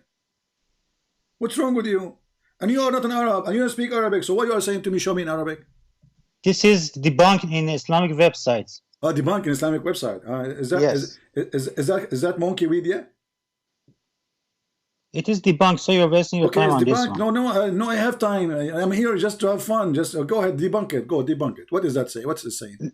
Look at the verse. Explain the verse. Explain. Okay. Abdul, come on, Turtle. Explain the verse. Or what I'm saying. Isn't it debunked already? Okay, tell me what it says in the debunk. The verse that contains thumma doesn't mean the after. What is thumma? There's no thumma here. Hold on. There's a thumma. But what does have to do? Okay. I want to see. I got you. Okay. Okay, you got me. Tell me what. Thumma doesn't mean after here. Thumma does not mean after. So it means what? It means it's continuation. Continuation. So why in the translation is saying then? As a translator, the thumma we know it's not continuation. I want you to change the translator. What translation you accept? I don't know. Hold on a second, let me check in. Yeah, check in. You are checking, by the way. You can check in so easy. Guys, thumma is not after that. Shall we go to dictionary? Shall we go to dictionary? You can go to dictionary. There is a Muslim, hold on, there's a Muslim, he teach Arabic, and he is trying to promote Islam, and he have a class about the word thumma. Shall we play it? Either you have to admit now, I give you a chance to redeem yourself, my friend, from being a liar, or you say, okay, I challenge you to show me. One of the meanings is after. Also, in other sentences can mean don't tell me continuation. after. What thumma mean? Does it mean after or no? Both. So now it mean after. One of them is after, but in here it means continuation. Here it means continuation. No, it does not mean that. Here we go. Yes, it does. All right, here we go. This is a Muslim video, and he is teaching the Abduls what the word thumma mean. Let me put it in the screen, and everybody will see in a second, and everybody will laugh at you. Let us see what thumma mean. Here we go. This after, you don't need to show it. I said so that. it means after. So why you are lying? I'm not lying. I said this one here. It means a continuation. Okay. So you couldn't prove your point. I told you this is debunked. No, it did not. I just admitted that thumma mean. It's not a continuation. It's mean after that. Here doesn't mean after. Okay, where it's okay. Which interpretation saying here does not mean after? Go to the Answering Christianity website. It is debunked. Okay, but Answering Christianity is run by a guy. He's not a scholar, and he is a person. He said there's no magic exists, and he, he made fun of his prophet. He made fun. He says anyone believe in magic is a stupid. Go and watch his debate with me. Do you agree with him that magic is a lie, and whoever believes in it is stupid? So you can't debunk this one, but you jump to another topic, right? You are the one who mentioned to me go to a website. Okay, you go to a website. Tell me what they say in the website. Google Answering Christianity. I'm asking you what they say in the website. The website says this thumma here doesn't mean after. Okay, okay. The website says that. Read it for me. Read it for me.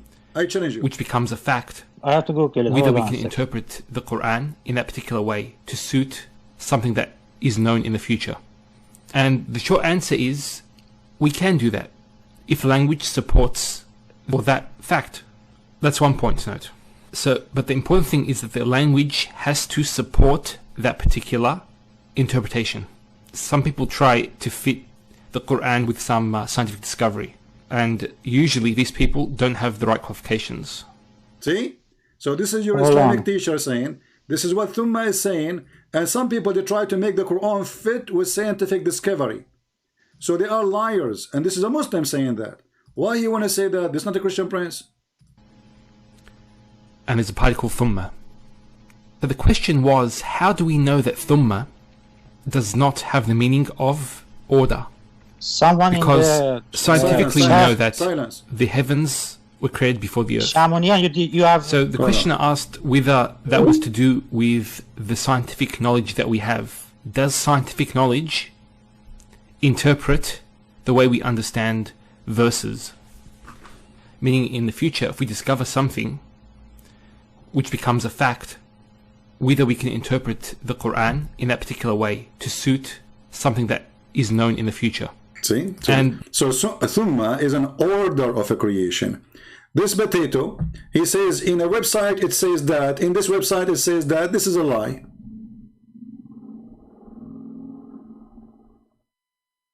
It's a lie.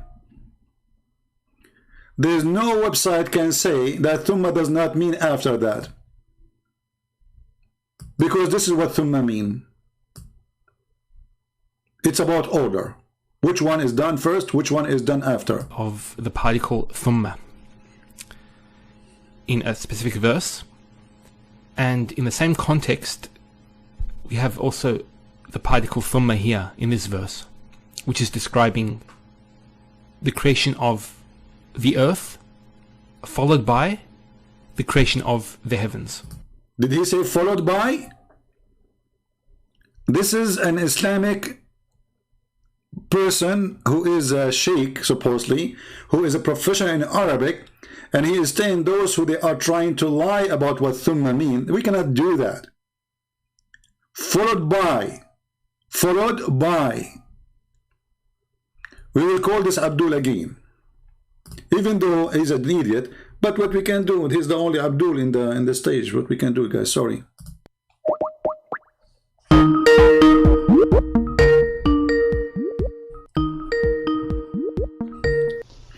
So did you hear your sheikh? Yes, so it says, oh, it's not sequential order, right? He says it is followed by. So thumma mean followed by. It says, he said also it's not a sequential order. He said, no, it says about, he's talking about thumma, how many repeated. But he is saying, he is saying sequential order. Thumma it's not means sequential followed order. by. He is saying we should not make the Quran fit with science. Because simply this is what it says. And thumma here mean followed by. Did he say it's followed by? And didn't he say it's not a sequential order? What do you mean he didn't understand? He said it's mean followed by. This is what we care for. It's mean here followed by.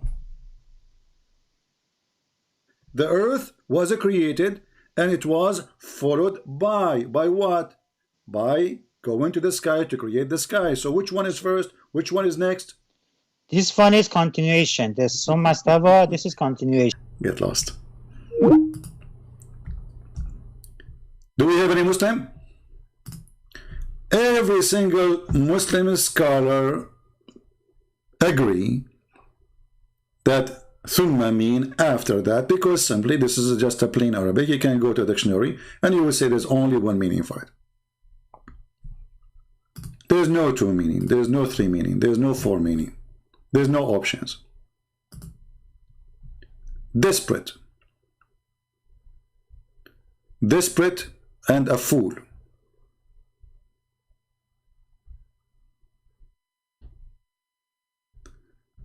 Do we have any Abdul?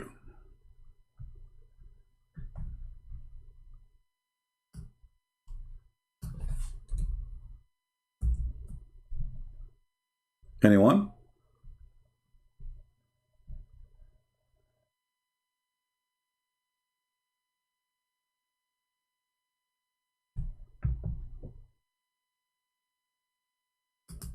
Any one, any two, any half?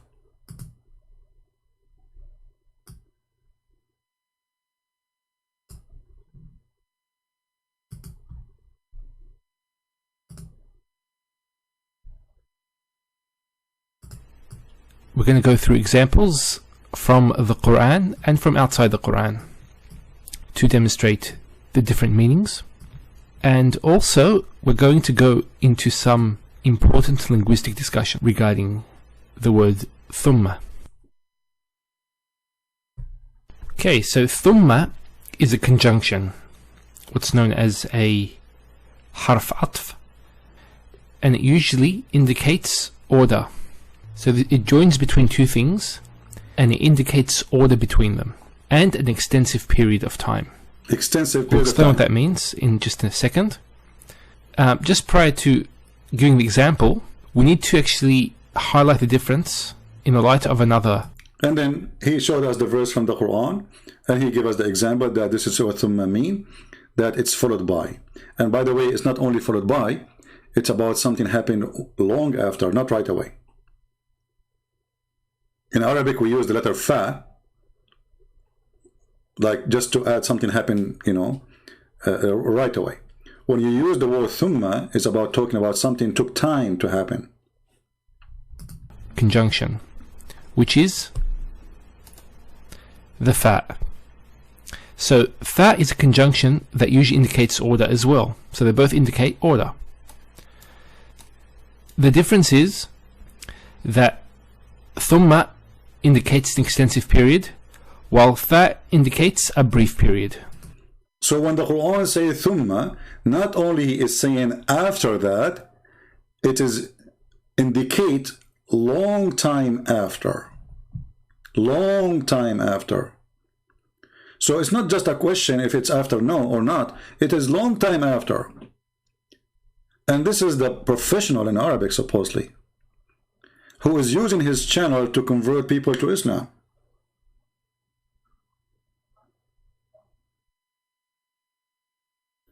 And then you get somebody from India, he do not know how to say his prophet name correctly. He want to teach us what the word mean. And by the way, we the Arabic Christians are the best people ever who spoke Arabic and who made poet in Arabic. All the biggest famous poet men in the history of Arabia are Arab Christians. And I change any Muslim to say no.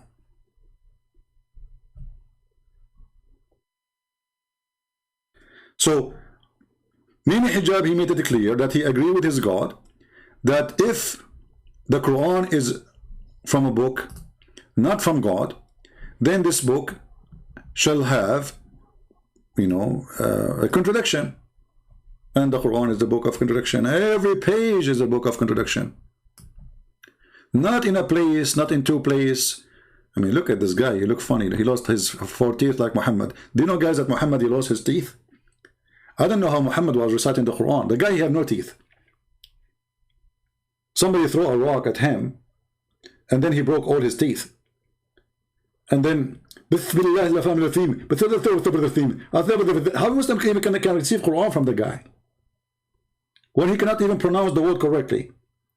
Take your teeth off and see how what will happen to your pronunciation.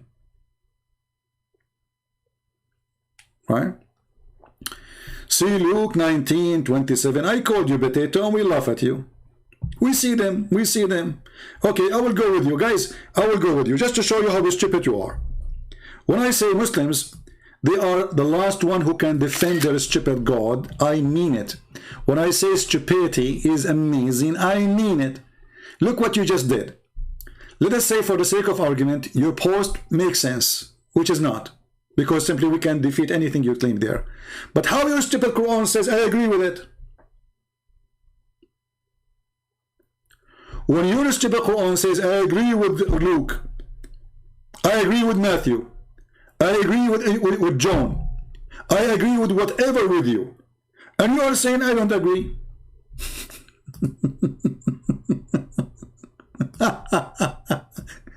See how easy to defeat all your stupidity. مصدقا لما معهم. The Quran agreeing with what with us. Abdul, who is desperate, he don't agree with what us. Allah, he agree that what with us is the true book of God. Read it. So you idiot, you say, I am going to show you something wrong. Allah is saying, I confirm what is with them. Remember carefully, not what was with them, what is with them. And the Muslim, even they say the Quran is a book for every time, even for today. So this is 600 years after Jesus. The silly Muhammad confirm what is with us. Are you there? Are you still alive? Commercial break? You guys miss the commercial break, don't you? Commercial break.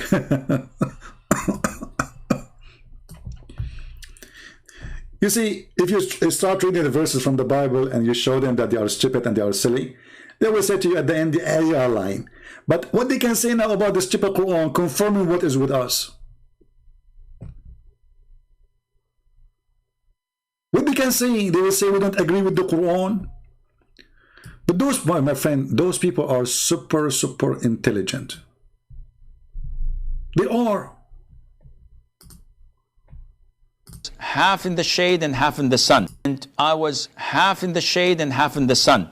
And I was half in the shade and half in the sun. And I was half in the shade and half in the sun. And I was half in the shade and half in the sun. And I was half in the shade and half in the sun. And I was half in the shade and half in the sun. And I was half in the shade and half in the sun. I was half in the shade, half in the sun. I don't remember what I have done.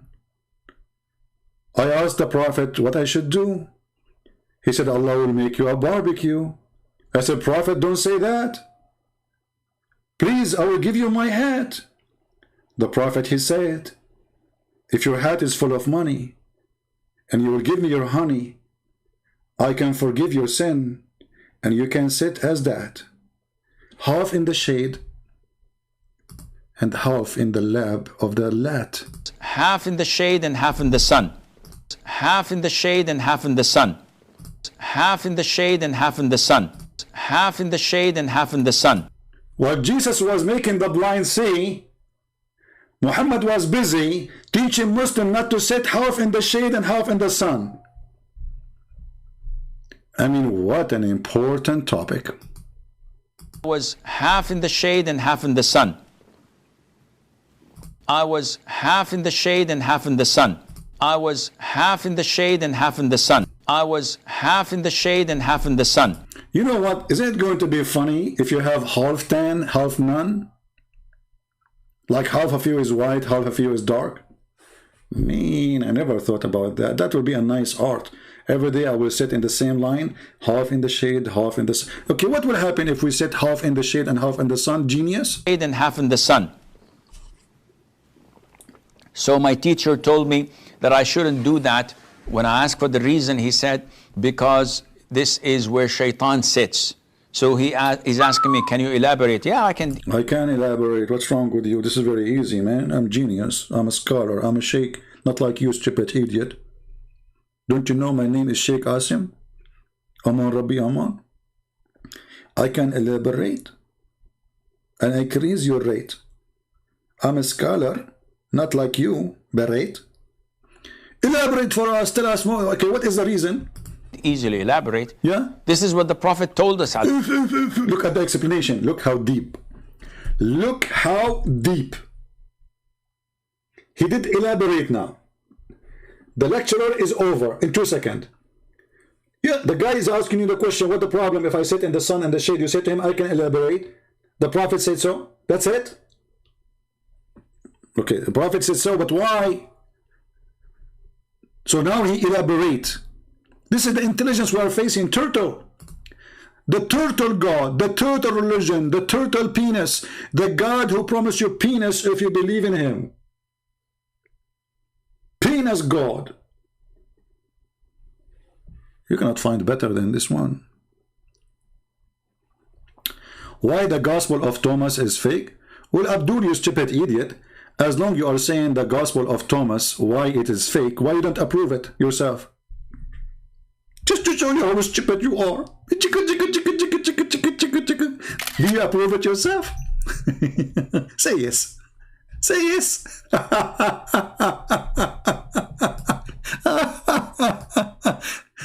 You know, the problem with those Abduls, I don't like to talk about myself, but you can tell yourself.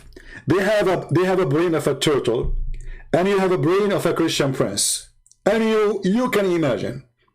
So Abdul, why it is fake? Do you approve it yourself? You will say no.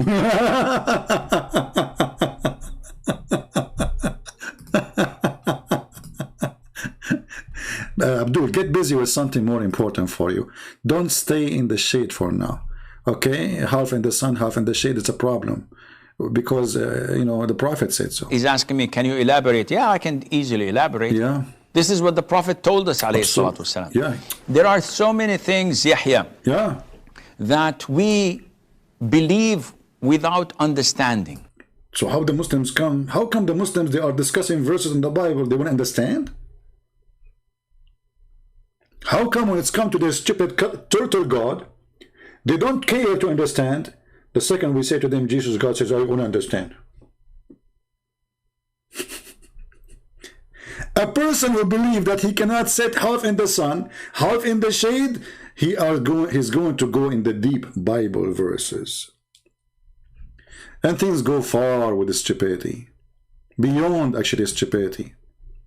Look at this guy, look. No, but I can believe and relate because I believe in the Quran. I believe in Muhammad alayhi salatu wasalam, our messenger, and I believe in the existence of Allah. Okay. So anything else is by default. By default. Therefore, when we wake up, we... Hold on. Guys, sit down, please. Because if you are standing up and something happens... Disclaimer, disclaimer, disclaimer. If you die from laughing and you have heart attack and you have a fever after laughing so hard, it's not my responsibility. The Prophet is giving his information which he received from God. and what the Prophet received from God is unbelievable information, which nobody knows. When we wake up, we sniff water up our nostrils 3 times. 3 times. And blow it out. Blow it out. Why? Why? The Prophet tells us because Satan or the devil sleeps over our nostrils. Where's the DNA guy? Hey, DNA, can you get me the DNA from the socks of Shaitan when he's sleeping in your nose? I mean, this is very easy. You go to sleep, huh? Wait 10 minutes after you sleep, Shaitan, he come. He go inside your nose. Close your nose. I mean, close your mouth. Close your nose. And don't forget to put a cork in your anus. By the way, when Muslim Sunni, when they die, they put a cork in their anus. I'm serious. They push cork inside the anus of a Muslim Sunni because supposedly they don't want Shaitan to go inside his anus. If this is not the reason, Muslim, leave your comment. Tell me why. If this is not the reason, leave your comment. You know, remember we showed you the hadith where Muhammad, he said, when you enter the bathroom, Shaitan, he enter into your anus. You know, if you don't say certain prayer, if you don't enter with the left foot, if you enter with the left foot, you become invisible. Right? Look at this, man. This is a religion. This is a true religion. This is something we should consider. Hey, you know, Jesus saying to you, love your enemy, bless those who curse you, you know, making the blind see, walking in water, you know, resurrecting people from death. I mean, this is here wisdom. Here is knowledge, my friend. Here is what you know, that this is somebody, God talking to him. This is God words. When we wake up, we sniff water up our nostrils 3 times. 3 times. And he Muslims, why 3 times? Who will help me? Why we have to wait 3 times? Why we cannot evacuate Shaitan by 1 order from the court? Why it have to be 3 orders? You Muslims don't believe in the Trinity. Okay, no problem. So why you have to do it 3 times?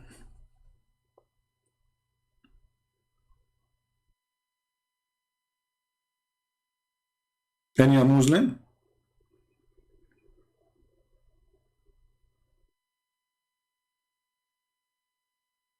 The Muslim, he have to shake his penis 3 times. He have to clean his, do ablution. He sniff his nose, his ears, wipe his face, everything 3 times. Muhammad, he have a statement, he said 3 times. Muhammad, he enter a place, he say assalamu alaikum 3 times. I mean, this guy is possessed with 3 times. Allah himself is possessed with the word 3 times. Allah, he says, in the name of Allah, Ar-Rahman Ar-Rahim. Okay, what is that? 3 names of Allah. Why? Isn't it enough to say in the name of Allah? Why 3 times?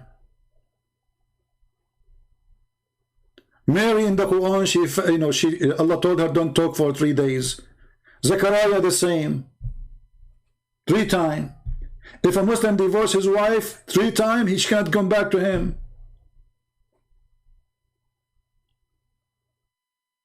Everything is 3 times in Islam. Why is that? Is that in the name of the Father, the Son, the Holy Spirit? Islam is based on 3. Allah, Muhammad, and Jibreel. Can Allah deliver to Muhammad his Quran without Jibreel? No. Can Jibreel deliver the Quran to the Muslims without Muhammad? No. You know, one of the funny things in the Quran, not only it's a book of a stupid contradiction and fictions, the guy dies standing for a year. There's a Afrit, there's a genie, he can bring you women who were in Victoria's Secret from Yemen. There's a genie who died for me to bring me diamonds and jewelries. There's genie who built for me idols in the synagogue, and the Muslims, they claim that they are against idols. No. Things can go really, really, really far. And this is what I'm going to say to everybody now.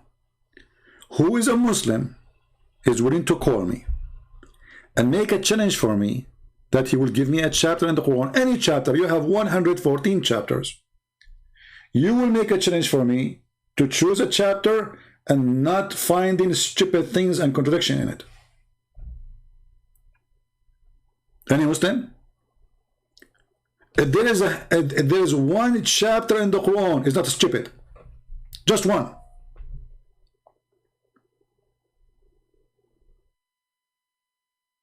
Any Abdul?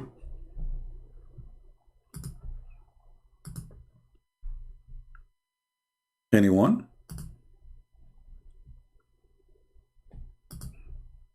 We give the Abdul the opportunity to call a friend, to call the Sheikh to call me.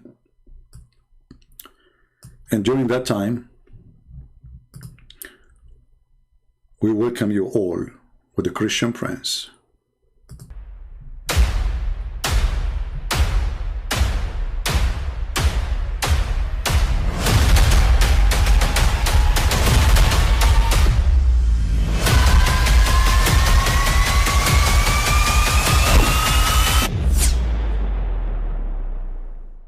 But I mean, again, he doesn't know who Gabriel is, right? Because he didn't come from an Abrahamic faith. The people of Mecca were pagan. Quran is mentioned, if this book was from other than God, they would have found in it many contradictions. If a book is without contradictions, that has no bearing on whether it comes from God or not. I've had phone books that are inerrant, but I certainly don't think God gave them. That we believe without understanding. Take this wig of flag, you son of... That the standard narrative has holes in it. The Prophet tells us because Satan or the devil sleeps over our nostrils. Those who oversleep and not pray Fajr on time, Satan urinates in their ears. I really do think Jesus was crucified and that he really was dead and buried. He thought that he was a son of God in the sense that he was specially chosen by God. I think Jesus really did think he was going to be the Messiah, the future king of Israel. I mean, that is, after all, why they crucified him. All right, welcome everybody. We are waiting for any Abdul from the turtle kingdom of Allah to call us and prove us wrong. I believe that Allah is a turtle. He has a brain of a turtle. And when I say Allah, I say Muhammad, because Muhammad is the only God Muslims they have. Muhammad himself, he never spoke to Allah. He never heard even the fart of Allah. He claimed that there's a guy, he come to him, he squeezed him 3 times, no mayonnaise and no ketchup came out. And he did not even tell him what his name. We heard this guy, his name is Sheikh Uthman, saying that the angel told him, I am Jibreel. From the first time, show us Uthman, you are a liar. You are a fraud. This is why the other day, you remember, a Muslim, he called me and he says, you know, I asked him how you know about me, why you left, you know. Now, he left Islam. He called me to debate me first time to get me busted, you remember? Then he decided after that, after 2 debates, if we can call it a debate anyway, to leave Islam. And I asked him, why you came here? He said, because of Sheikh Uthman. So because of Sheikh Uthman, and he said Sheikh Uthman is a liar. Because of Sheikh Uthman, he is out of Islam. Not because of me. I mean, yes, I convinced him to leave Islam, but the first thing he noticed that Muslims are liars when they try to defend their religion. And then any decent Muslim, he will start asking himself why we are lying to the Christians if we are following the true God. Any Muslim can call me? Who is a Muslim Sheikh is willing to call me immediately? Mayday, Mayday, Mayday. We need a Muslim Sheikh who have a long beard, who can call us and prove us wrong.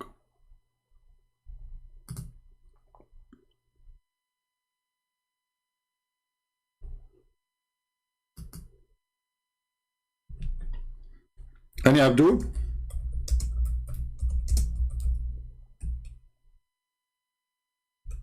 Let us see this Abdul. He called me before, but I was offline.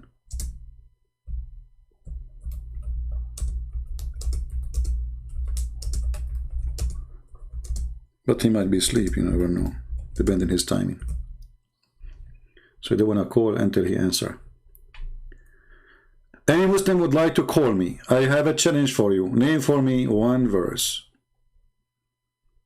Sorry, one chapter. Even verse, I go with it.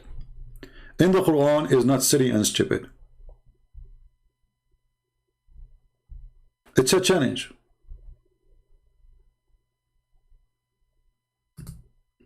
Who can accept the challenge?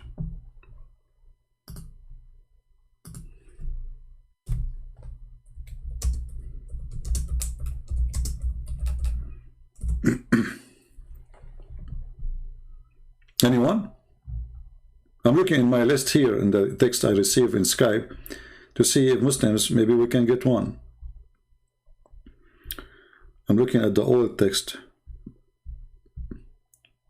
Look like we have a bankruptcy now. No Muslims, no more. No Muslim believe that Muhammad is really a prophet, no more. How can you say Muhammad is spitting the moon?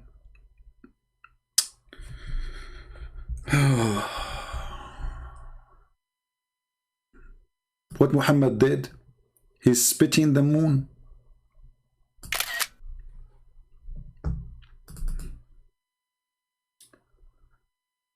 Lord have mercy. Please help me. How can you say that Muhammad spitting the moon is unscientific?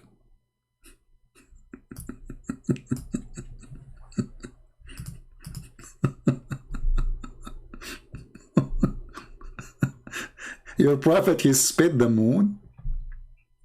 Are you sure he did not do poo with the moon? He spit it. Ah, you know what? I thought he was just doing boogers, but looked like there's moon inside. He was spitting the moon. Abdul, if I go right now to the verse, you will see nowhere it says that Muhammad did anything. Just to show you how stupid your Quran. Let us go there.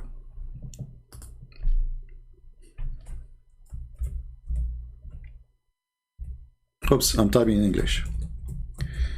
Okay, you have to switch always the language, you know.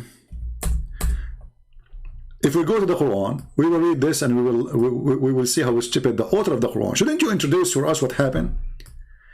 The hour of the judgment day is nigh and the moon is cleft asunder. Who did that? Is Muhammad involved? Where it says Muhammad, show me. Where even it says Allah is involved. Or what the Quran reporting is there is a, obviously it's an eclipse.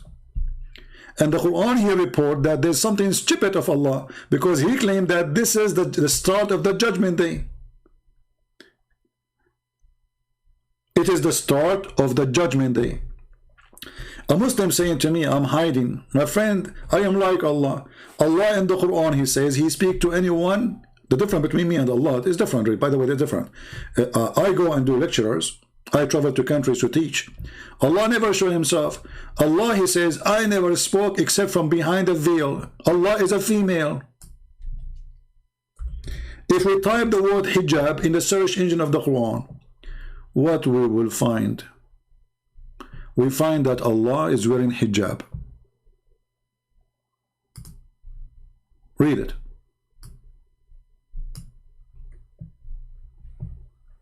Do you see it? Your God Allah is a hijab boy. I'm waiting for you. Prove to me that Allah is a male, not a female. If he is a female, why is he wearing hijab?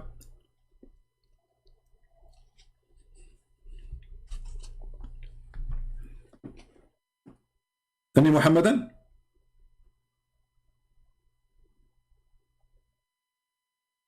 You finish, boy. This is why you see when you call somebody like Muhammad hijab is an insult. Obviously, his family, they were not like, you know, brave warrior. You know, they are feminine. This is why this guy, he shaved his chest the day before he want to go to take off his t-shirt. Go watch his previous videos. You will see he have hair in his chest. In the last video, he did TikTok video. There's no hair. Hijab is a female. So you call a person, you are wearing a veil. Even Uthman, he tried to insult me. He said the Christian prince wearing a burqa. Go watch the video. It's an insult. It's an insult to have a burqa. So Muhammad hijab, his last name is burqa because all the men in the family, they are wearing burqa. Otherwise, you tell me why they call them this name. And this is your God himself is a female too. He is wearing a burqa. I challenge the Muslim to tell me why Allah is wearing a burqa. Give me a reason. Is he hiding? Is he sexy and you know it?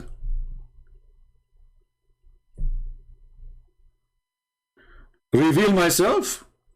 What do you, okay, you are hearing my voice, can you hear Allah? And no, I reveal myself. What that will do to you? What that will do to you? You will send me your daughter to do mut'ah with me? CB will never reveal himself.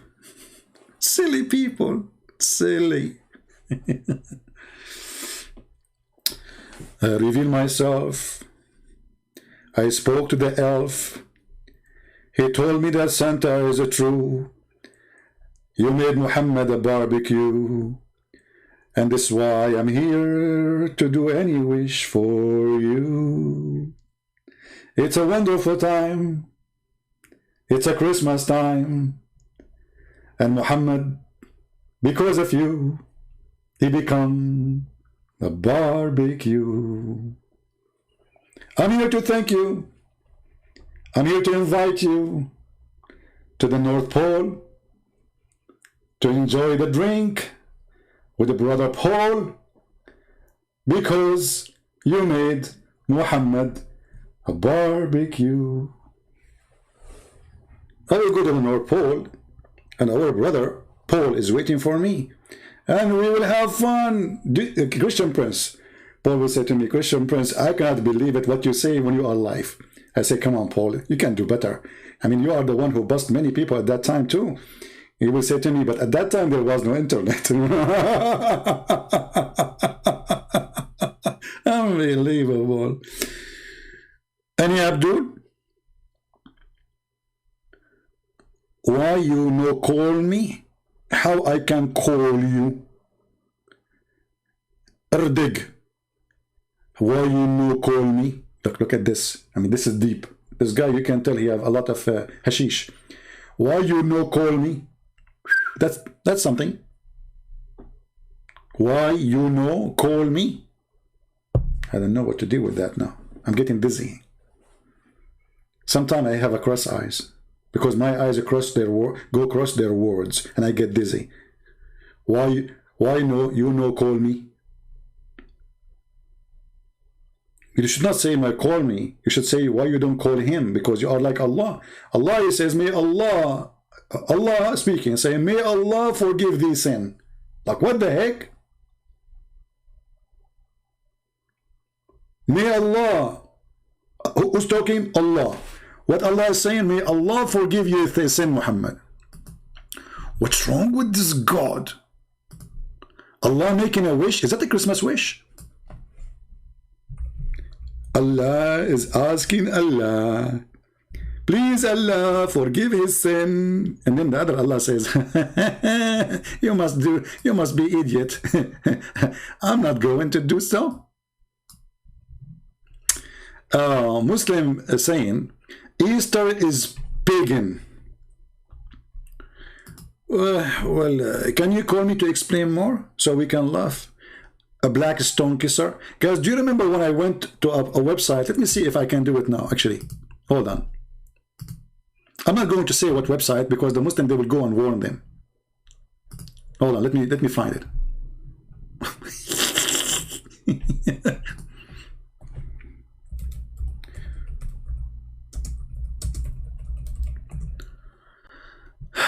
So I went to a website. Let's see, I'm trying to find it.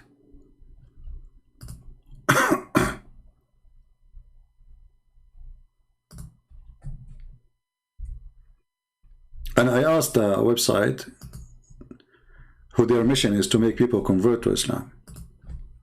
I asked them, why the Prophet, he kissed the black stone? He said, because it's holy. I said, why it's holy? He said, because the Prophet kissed it. I'm just trying to remember which website is that. They have a chat. They have a chat, and no, there's not this one. I'm searching. Just hold on. Why the Prophet kissed the black stone? Because it's holy. And why it's holy? Because the Prophet kissed.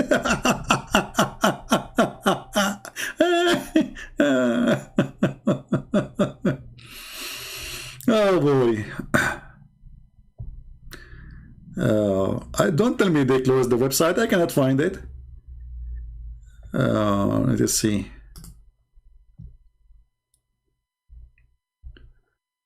I want to know how to convert to Islam. Is that the website? Here we go. Let us see. But I don't think this is the same website. But they have a chat. Let us see. I will put it when they answer.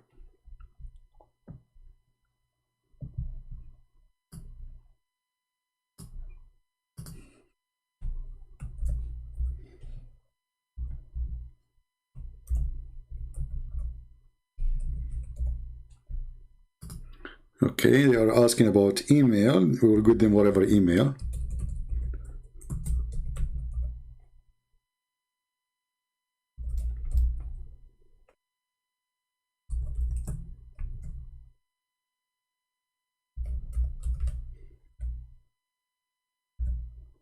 This will be fun if they answer. Let us see.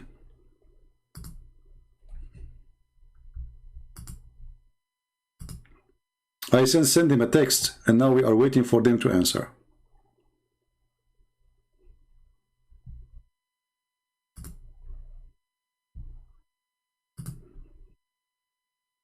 I want to know how to convert to Islam. I just said hello.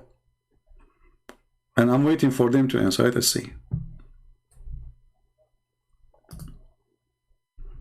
And you will see the most hilarious, silly, stupid answers ever.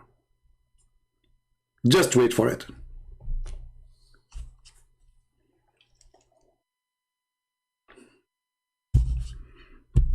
Until now, nobody is answering.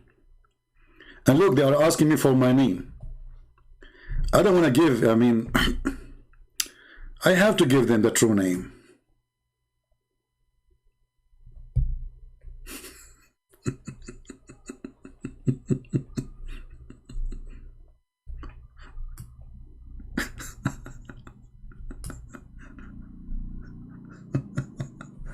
Tom and Jerry.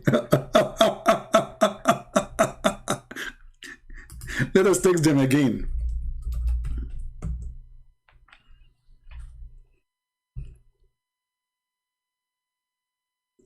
Nobody is answering.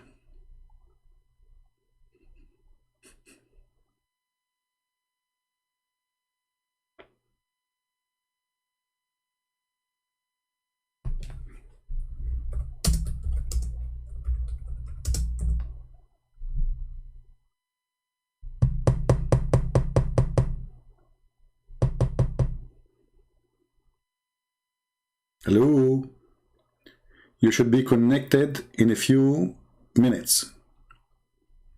Okay, we are waiting. Talk, talk, talk, talk, talk, talk. Look like somebody's gone. Sorry, we missed you. Leave a message. What? That's silly. Leave a message. Be peace on you. Help us to know why you. What are you looking? We are talking to. Okay. It says here, sorry, we missed you. We missed. Let's try a different website. What we can do. This one is turned to be a potato. Okay.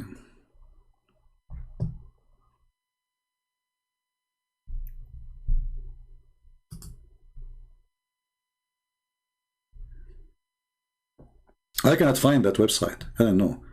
Maybe they took it down. Because I remember the address. I cannot find it. I type it in www, you know.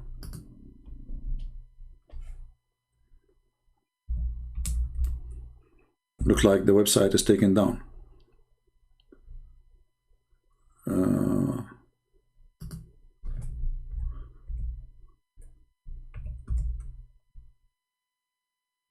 Yeah, I cannot find it. It was hilarious. Anyway, we posted in. I mean, we did it live like now, so it should be there in YouTube. We asked them why the Prophet he kissed the black stone, and they said because it's holy. We asked him why it's holy. He said because he kissed it. And now we can do the same. Muslims, why you Muslim kiss the black stone? Listen to the answer. Mayday, mayday. Muslims, if you are not truly pagans,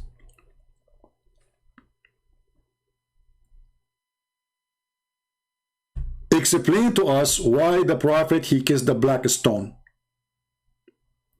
which is in the shape of a vagina. Any Muhammadan?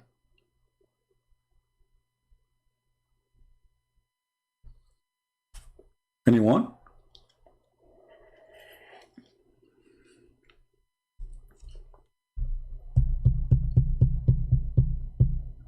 Anyone? Okay, any two. You see, you say to a Muslim anyone, they get scared. Any two. Any four? Any 44?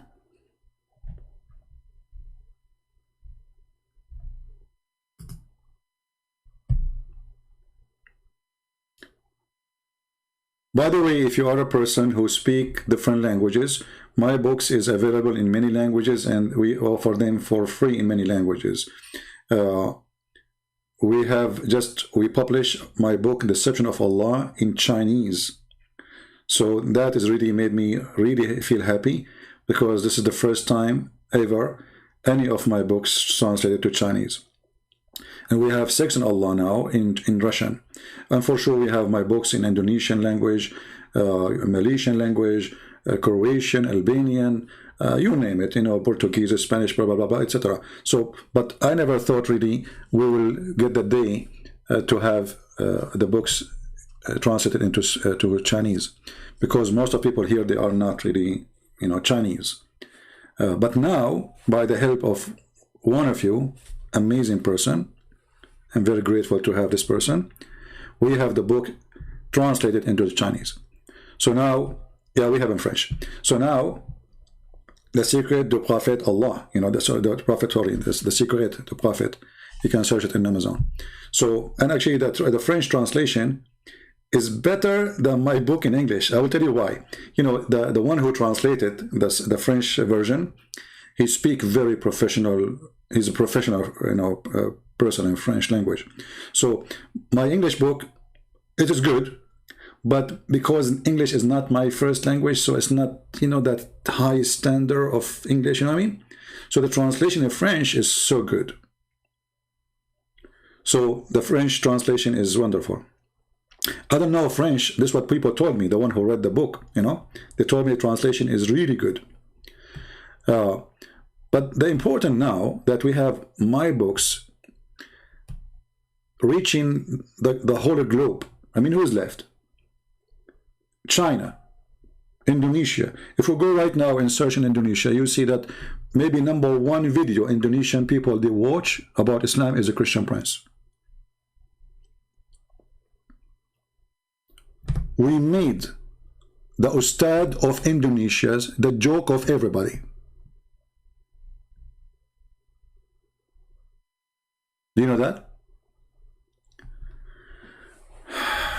Muslims saying, do you know that the church played to death? Hey, my friend, don't give me a stupid statement. Your prophet, he prayed to death. He believed that death is a person. Get lost. That's why Allah will slaughter death in the day of judgment. This is how silly your God. Allah will bring death and he will slaughter him, as if death is a person.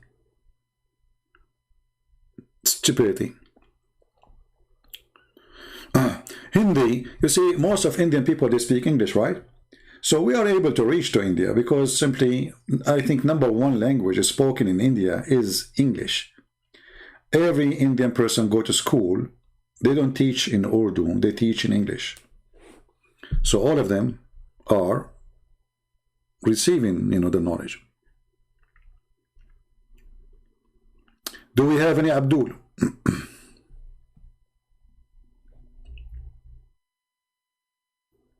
Any Abdul? Mayday, mayday.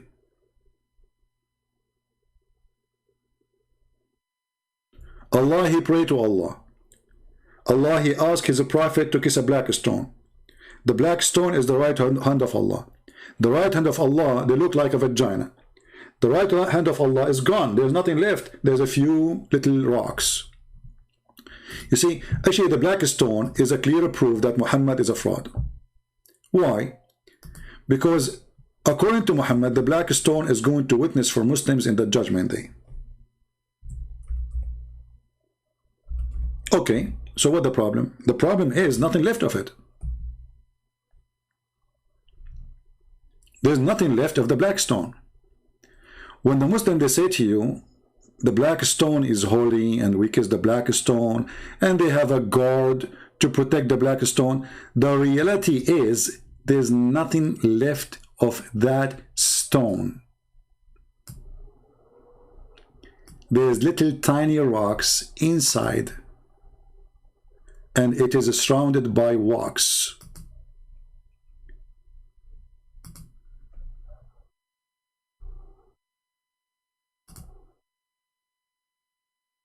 Do you see it? It's surrounded by wax. There's no stones. There's little tiny rocks, and the rest, the brown you see, is just wax. So how the black stone is going to witness for the Muslims in the judgment day, and this stone is gone?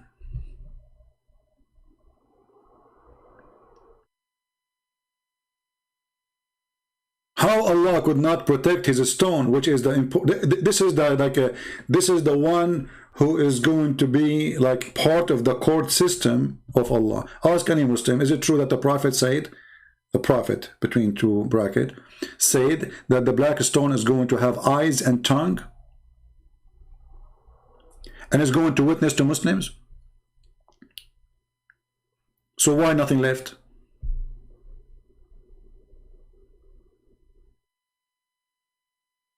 And why it is in the shape of a vagina? And why we have to do maintenance? You can go right now, search in YouTube, maintenance to the black stone, the Kaaba. You will see how they do maintenance. They have a guy from Pakistan. He's a professional supposedly in this business, and he do walks around it with heated gun. The black stone of Allah need maintenance of a guy from Pakistan. That's why they always have a guard next to the black stone, because they might pick up the little rocks from the wax. Erdogan, he have one. Erdogan is proud that they have a little rock from the black stone in the Kaaba. Look like Erdogan when he went to the Kaaba, he put his tongue there and he grabbed one like a frog. Otherwise, how Erdogan get one? He took one of those stones. Do we have any Muslim? So this is the stone you Muslim, you believe is going to witness for you in the judgment day, and Allah could not protect it?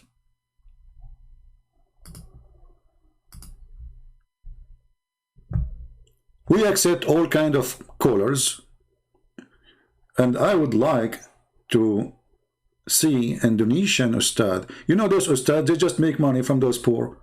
There's the guy, his name is Abdul Samud. His name Samud, right?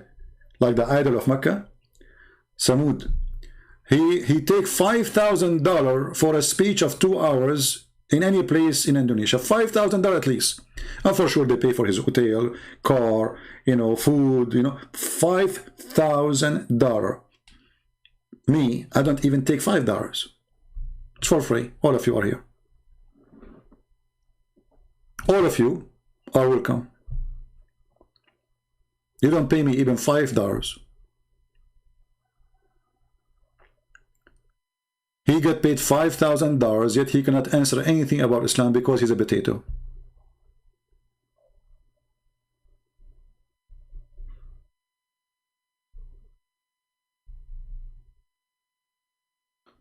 Any Abdul? The only one who tried to answer me, what's his name? I forgot. Insane or Insan? I forgot his name. The guy who died, who offered me 5 BMW. Christian Prince, I have a challenge for you, 5 BMW. Like, what the heck? I'm so glad he did not offer me 5 turtles from Indonesia. Even the offer is made in Germany. Christian Prince. Can Christian Prince answer this question? Christian Prince not only can answer the question, he can make you shish kebab, and he is the one who gave you a heart attack.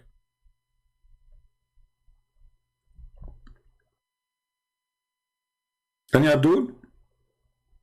What's his name? What's his name? Because I want to search his videos just for laugh, you know. We are bored.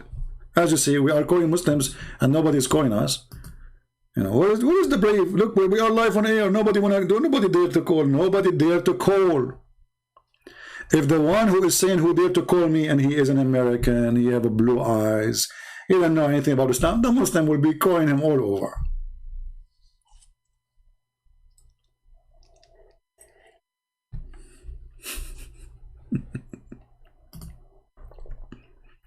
In my scenario, we got a Muslim, he asked me for Jesus DNA. That is the best they can do. What you want? You want Jesus DNA. His name is Ustaz Insane Mortadella. Okay, hold on. Insane Mortadella. Hold on, let me search for his name. His last name is Mortadella. Oh, hold on. Moko Ginetta. Moko Ginetta. Okay. All right. You know, somebody was saying mortadella. I like mortadella. I like morta and della together. Hey Della, how are you?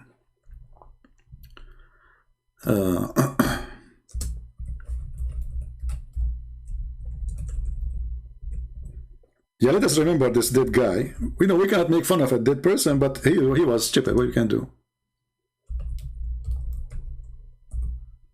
I feel sorry for him, actually.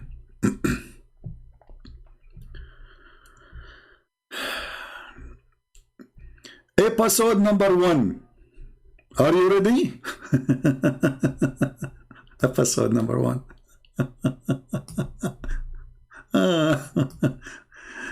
Oh man, time go fast. Look at this.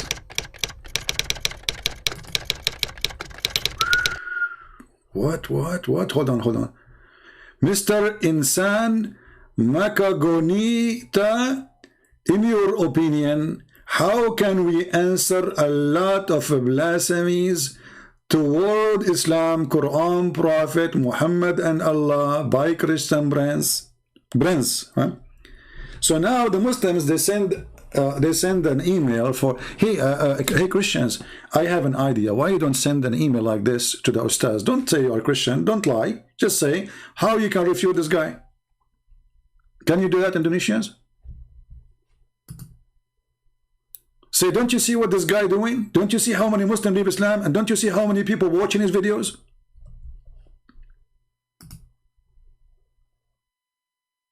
Like, come on. So who is the Ustad? He have the guts. Like this guy, he did not have the guts to speak to me. But he tried. He's a genius. Dear viewers, in the first episode, here are the answers from the question of all claims of Christian friends towards Islam, Quran, Prophet Muhammad SAW, and Allah Subhanahu wa Ta'ala. We will provide the answer in English so that the world understand that the knowledge of Christian friends about Islam and Christian is very shallow. We want it to... You see, guys, by the way, my knowledge is very shallow. Like if you are going to do fishing, you can capture my fish so easy because it is too shallow. And later the guy, he died because of my answers. He had a heart attack. To be done fair, so we hope he will open his face marks and we have a face-to-face dialogue. This is face-to-face dialogue now? Guys, this is face-to-face dialogue. So why the Muslims, they say show us your This is face-to-face dialogue. The videos will be divided into many episodes and titles, and are presented using English and Indonesian. Subtitle is provided. Okay. Now, for the first episode, we begin about Trinity. Assalamualaikum warahmatullahi wabarakatuh. Like, what the heck? Now you started? So all of this was what? Now you decide to say Assalamu alaikum. Now you are in the house already for half hour. You sit on the couch, you are eating zucchini, and now you decide to say Assalamu alaikum? That's deep. Backward. Pious. Christian Prince doesn't understand the history of the origin of Trinity. It appeared in AD 325 when the conference of Nicaea from 20th May to 25th June AD 325. At the time, bishops and leaders of the church gathered in order to talk about the status of Jesus, led by King Constantine. Since at the time, there was a group of Arians who argued that Jesus wasn't God, while... This is the first lie.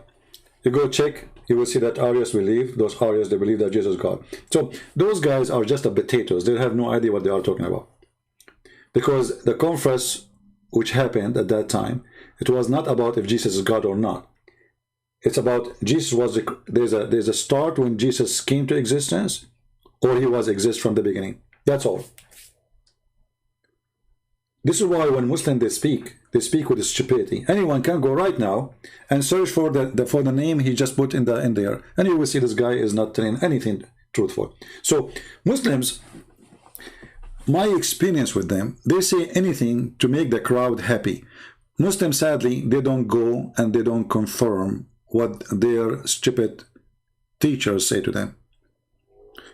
Whoever say to you anything, Christian Prince, Muslim, whatever, always check out if what they say it's true or not. Don't take what people say to you for granted. So Muslims, who is the one who agree with this guy? Is it true that this person, he believed that Jesus was not God? This is absolutely false. So stupidity is beyond imagination. The guy did not even start, he made a poo-poo. The guy did not start yet, and he made a poo-poo. Because all the Christian sect, doesn't matter, even the one we believe they are heretic, they believe that Jesus is God. The conference was not about if Jesus is God or not. The conference was, is Jesus start to exist in a certain point, or he exists with the Father from the beginning? That's all. Otherwise, all of them, they agree about the same thing. Jesus is God. Even they believe in the Father, the Son, the Holy Spirit. The question was, in this sect, when Jesus came to exist, when the point of the existence of Jesus. But the Bible says, in the beginning it was the Word, and the Word was with God, and the Word was God. And then the Word became a flesh. So that is Jesus from the beginning, the Word of God. Jesus said before Abraham, I am. That means his existence have nothing to do with the day of his birth. That is the existence of the flesh between us, born as a human between us. But that is not his existence. That's why he said before Abraham, I am. The Jews, they said, well, you are not even 50 years old. So how you can say you are before our father Abraham?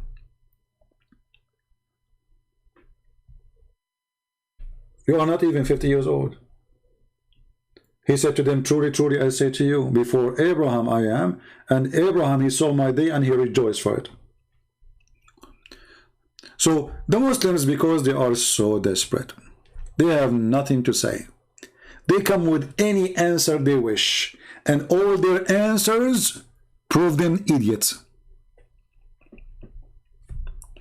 Oh, Ahmad, you know, call me. Why you don't call me, my friend? Why you don't call me? Call me to see if the Muslim is right. Who dare to do so? Who is a Muslim? He dare to do so. Any Abdul? Because I can get you busted even from the Quran, you idiot. I can get you busted even from the Quran. Because the Quran, not in a single place says that there is some Christian, they say Jesus is not God. The Quran says the Christian they believe and the Jews believe. So how come your God even do not know about that? Hello?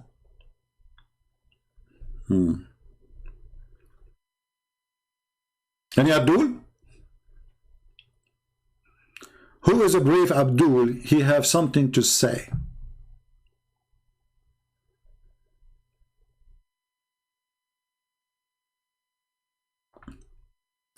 Some saying, giving the names of list, saying God has raised up CP, David Wood, Rob Christian, Osama, Dark Dog, etc., etc. My friend, some of us, sadly, they hate Muslims. You see, Mimi Hijab, nobody knows about him, but by the help of our friend David Wood, he have 500,000 subscribers. They are not debaters. Who is the one who made Uthman famous? There is some people, they don't fit for debate, and don't shy to say it. This is the truth. They want to do good, but they make the fool famous. You will notice that every single Muslim want to debate David Wood, but nobody want to come to me. That is telling you that with David they can survive, but they cannot survive with me. They are lined up to debate with David Wood, because first he will give them chance to get a lot of subscribers. Secondly, the debate will not make any difference, regardless if it was good or bad. This is the truth. This idiot Mimi Hijab, who was nobody, he was a speaker corner boy, nobody listened to him. David Wood agreed to debate with him, he made him famous. Thank you, David. This is what happened. And then David Wood, after the debate, I made videos about the debate, and Muhammad Hijabi got so upset, I made him shish kebab. Always remember one thing, if a debate happened and I make many videos to get the Muslim busted, it means the one who was on the stage, he was not doing a good job. Otherwise, why want to make videos to refute the liar in the stage? Because the person who was on the stage next to him, the Christian, did not do a good job. I will give you an example. When this guy, Mimi Hijab, he said, not a single Jew believed that God have a son. Not a single Jew. Why David Wood did not say to him, you stupid idiot son of Muta? Go to the Quran. It says that the Jews believe that the person, his name is Uzza, is the son of Allah. Why don't you get the opportunity to demolish him right in the street, in the stage, immediately? Every Muslim will laugh at him. He just said, not a single Jew. And he repeat that tens of times. Not a single Jew, not a single Jew, not a single Jew.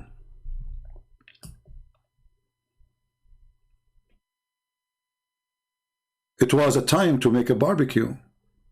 He did not answer him, because he just demolished the Quran. One single verse alone is enough to demolish all his statements.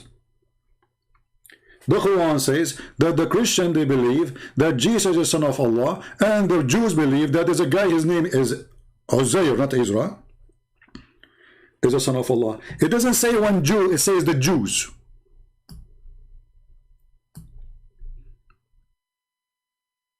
So why we don't get the Muslim busted when we are debating him? Then after we debate, we go to make videos. When the guy, he says, when David, he asked him, will Allah have body part? And Mimi Hijab, he laugh, he make a mockery. Muslim, they start laughing too. He says, who said so? Why David wouldn't say, hey, hello, are you stupid or what? Your prophet said so. Your Quran said so. And let me play for you some scholars by video saying so. Don't let the mockery, my friend, listen, the Christians, this is the problem of the Christians who they are not Middle Eastern. They don't understand that Muslims don't debate, Muslims do mockery. So when you debate a Muslim, you prepare yourself that this person tried to make a mockery of you. He have no answer. He is a coward. He is a liar. And therefore, there's no debate. There's a mockery. And the only way to deal with mockery is to wipe the floor with his face, with his own medicine.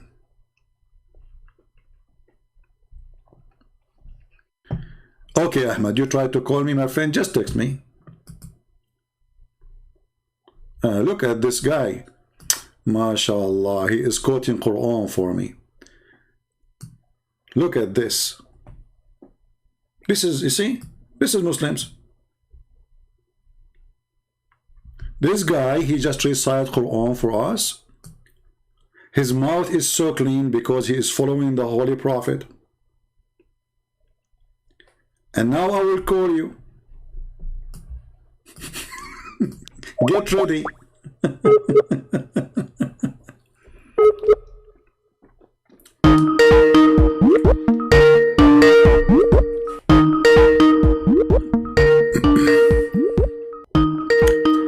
Answer, Abdul.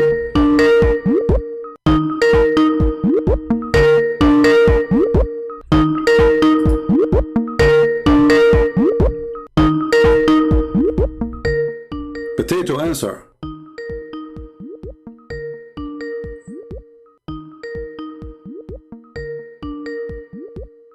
Potato.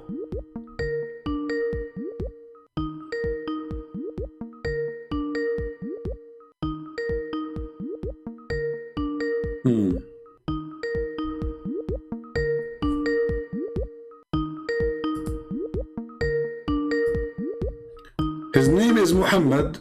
That explains why his mouth is filthy. Muhammad is unavailable. Where you go, Muhammad? Where you go? Try to clean your mouth? Your filthy mouth? Potato.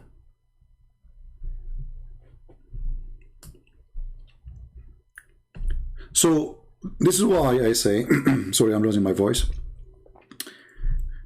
We appreciate the work of all Christians who fight Islam, but there's people who they are not really good to debate. They are not good.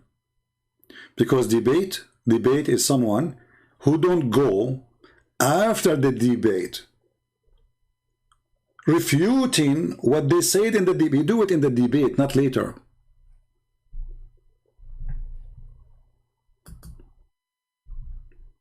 Right? When they went to Uthman, they start talking about philosophy. What philosophy? I mean, those people, they are doing shish kebab, hummus. Are you going to a coffee shop talking about philosophy now? Who cares about philosophy?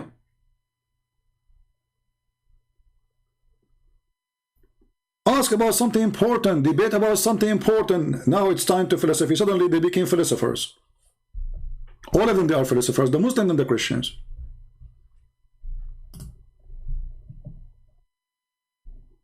Even Mimi Hijab, he has his own website, he says, a philosopher.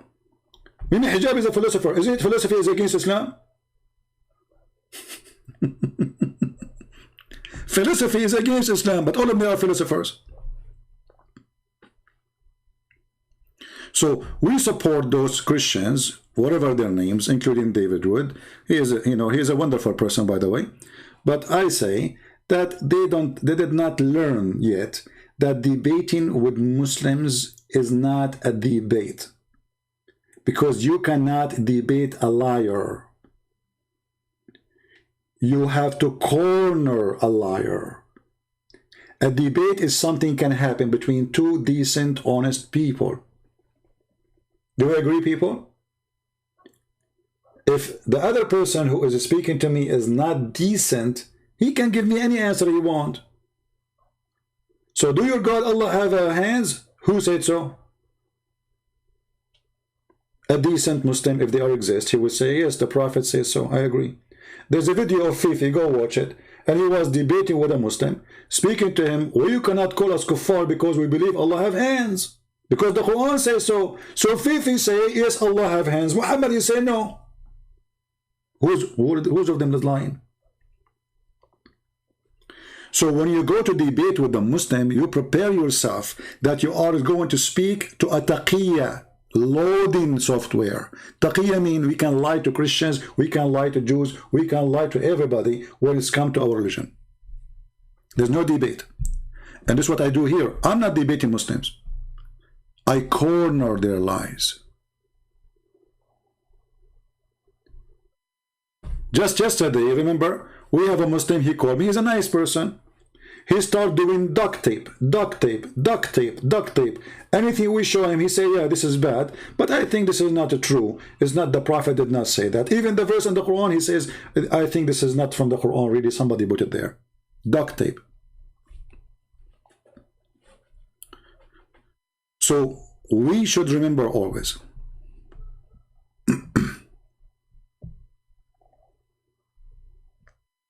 Go, Ahmed. You are just a filthy mouth. Go. Obviously, your mother, she is not good to use such a language with me. I think you are born from muta. Don't come here. Go clean your mouth first.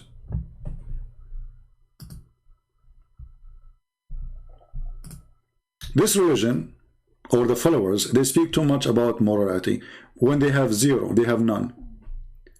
A woman in the Middle East, she can't walk alone in the street. Do you know why? Because Muslims, they have a lot of ethic.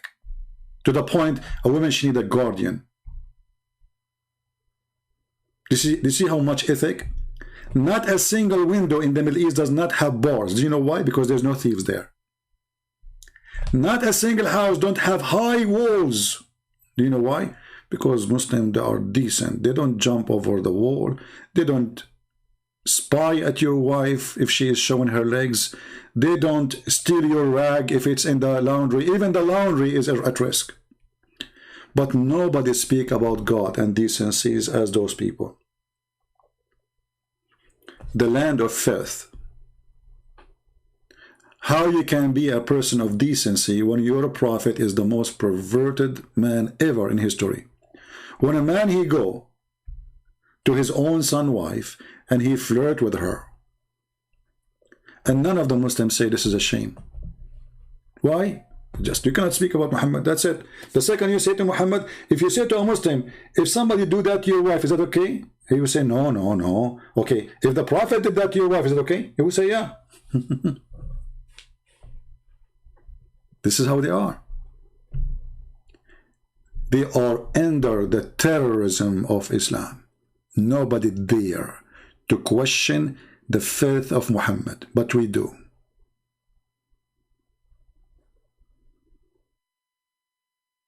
Do we have any Abdul? At least he have a clean mouth to speak to us without the F word. By the way, you can say the F word as long as you're reading Quran, because the Quran is full of it, or the Hadith.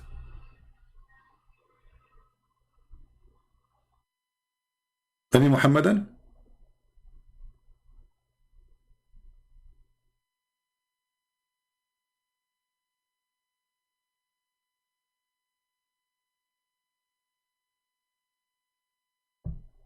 Anyone?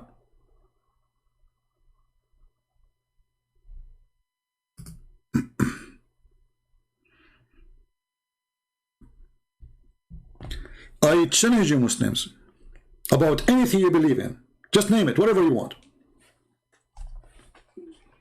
You see, the Muslim, when they claim they can debate somebody, they choose a topic a month in advance, they go to the internet, they collect all what they claim to be evidence to help and support their ideas. I do not need that. I'm live on air. Bring it on. Who dare? You have zero knowledge in your cult. And this is why you are afraid. And it doesn't matter how much a sneaky snake you are. I will grab you from your head, not from your tail only. Try me.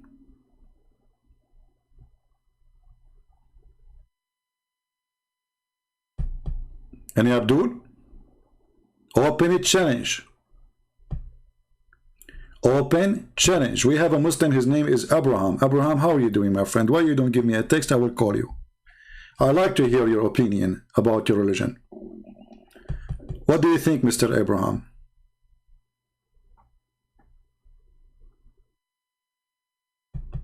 Are you there?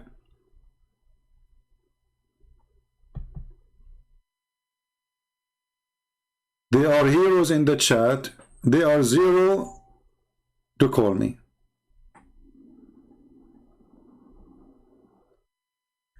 They line up to debate the Christians who know nothing, even about their books. Christian by names. We cannot find them to debate us. Where are they? The last one who called me, he agreed the Quran teach that Muslim women, they can rend their vagina. They agree. All of you, you heard it today. He said, what's the problem?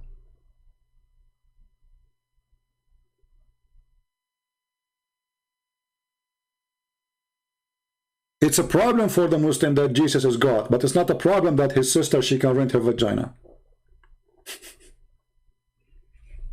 Do you see the madness of this stupid religion? How awkward it is.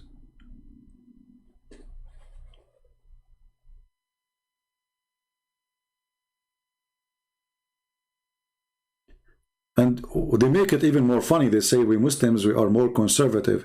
So they are conservative, but a Muslim woman, she can give her breast to a stranger to suckle it.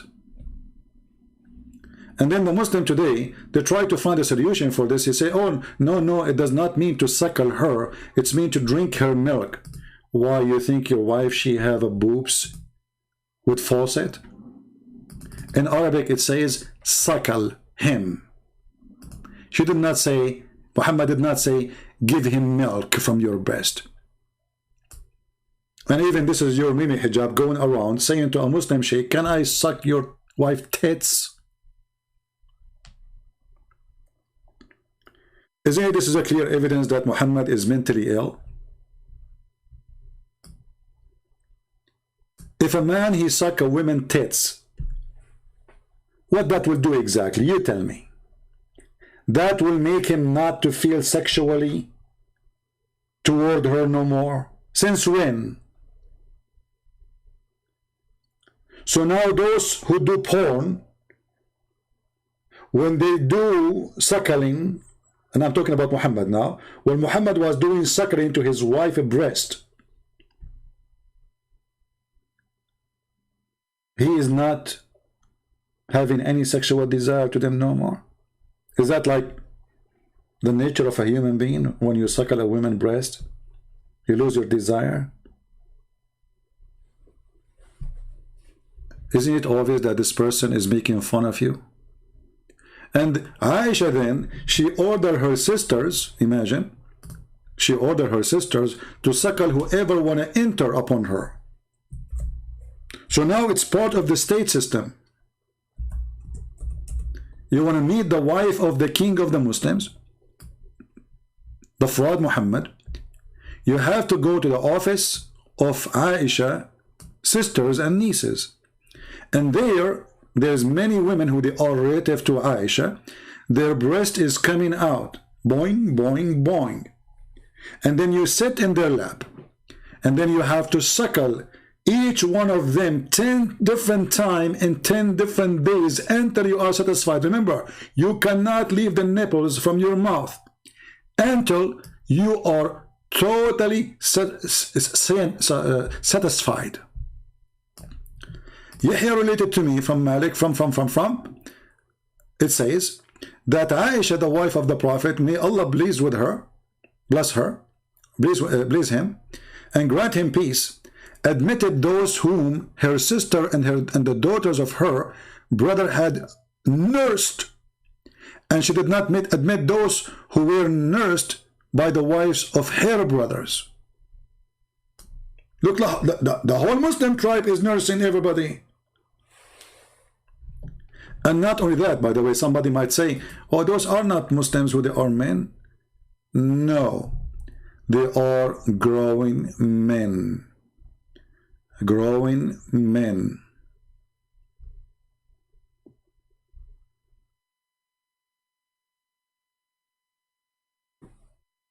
And there's tons of hadith about it.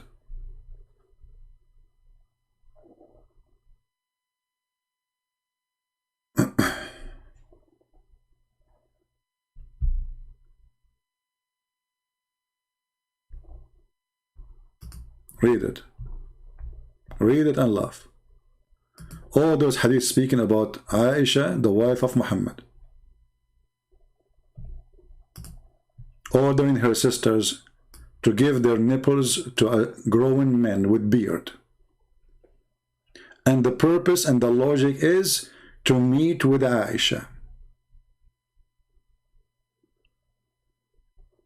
So this is a story here of a man. He wanted to meet with Aisha, but the sister of Aisha, she was able to suckle him only 3 times. So he could not do it. He got ill because he was not able to suckle the sister of Aisha 10 times. So imagine today,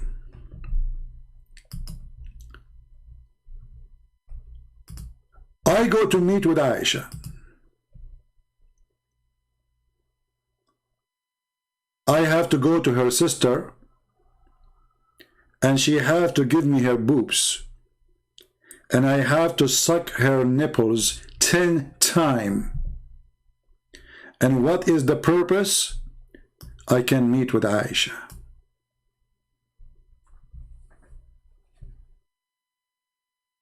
Somebody saying, didn't some women pour perfume on the feet of Jesus? This is suckling now for you. Look at this. Guys, just show you the stupidity of those Abduls. If a woman, she pours some perfume on Jesus' feet, it's the same as women suckling. Adult man. This is the same for the Abdul. Look at this. Look at this. I mean, how far stupidity can go? How far?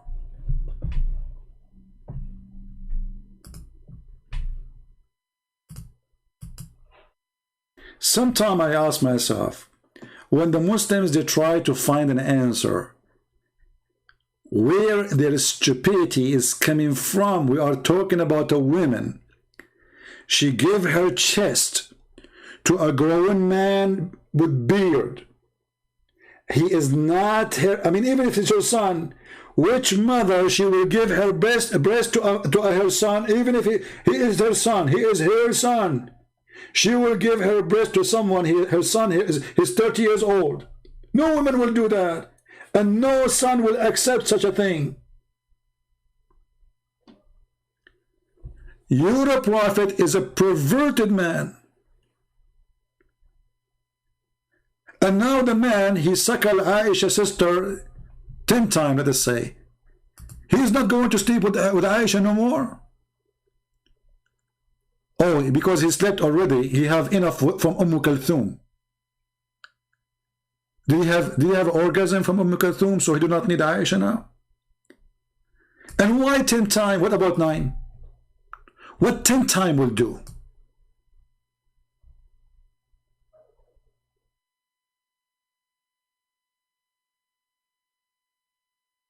Isn't it obvious that Muhammad is a perverted, mentally ill person?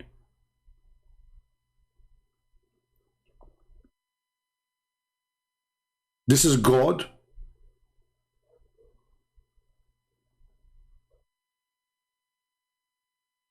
You could not find such a law in the Quran. Here we go, the DNA guy. No, I found it in the Quran. You are a stupid ear. You do not know what you are talking about. This is why I hang up on you, because you are a donkey.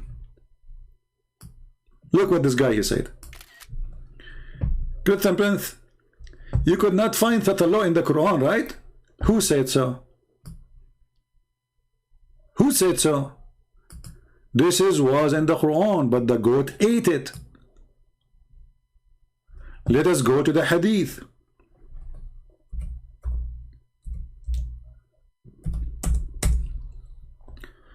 while Muhammad dead, he just died, according to Aisha, a female goat from YouTube, her name is Mimi Hijab. She went to the bed of a prophet. She took off her t-shirt and she jumped in the top of the prophet when he is in the bed. Remember, the Quran is under the pillow. In the top of the pillow there's the head of the prophet. So the goat, she cannot eat the Quran unless she move the head of the prophet and flip him from the bed. So let me draw the situation for you. Hold on. You know I'm very good in art.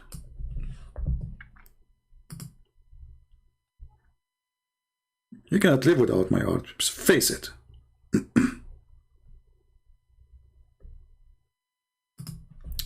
So this is the bed of Muhammad.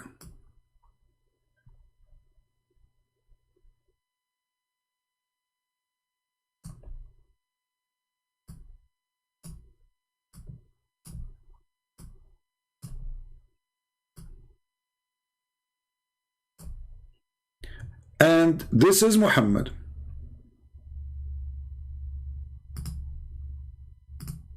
We will change the color so you can see it. This is the Prophet Muhammad head. This is his body.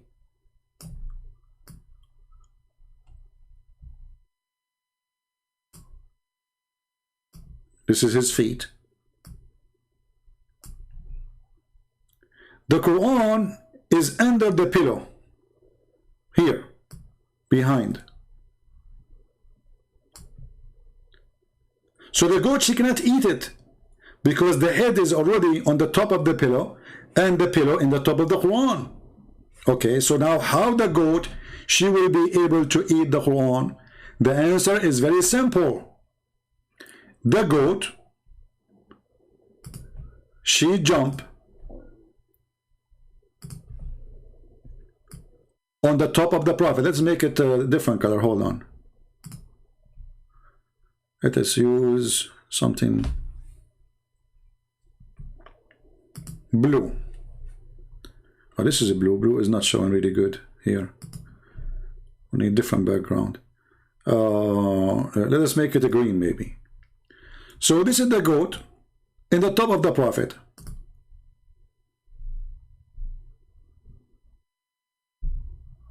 Let us make it yellow, man. I mean, there's no goat is yellow, but Allah can make it yellow. You know, you never know. She might be yellow. Yeah, that's better. So now the goat is in the top of Muhammad. May Allah please with him. And this is her head. Meh, meh. And the goat, she's asking herself the serious question: how in the world I'm going to get the Quran now? Meh. She said, okay, it's very simple. Let me flip Muhammad from the top of the bed. So the goat, she flipped Muhammad. She threw him from the bed. Muhammad is gone now. And then she flipped the pillow. No pillow no more. So what is left now is the goat, and now the goat is chewing the Quran. Let us draw the goat again because we have to erase some of the goat. May Allah bless her. This is the goat.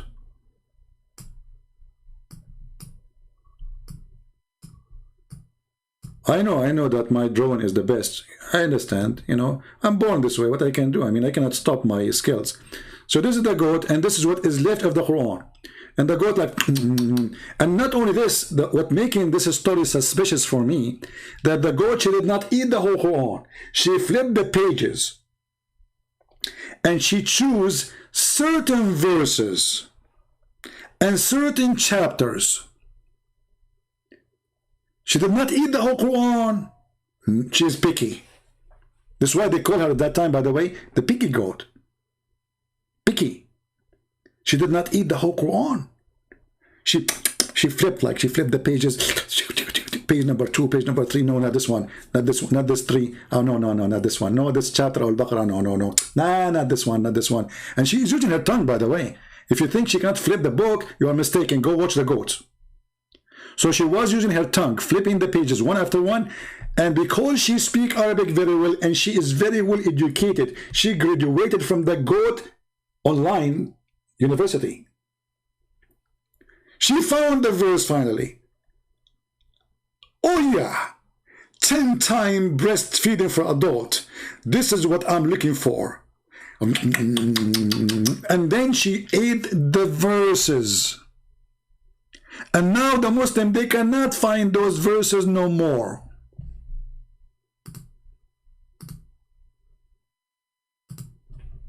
This is a religion.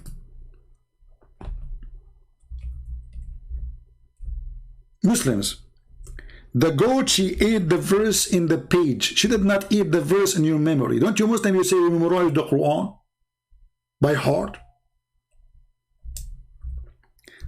Did the goat eat your memory too?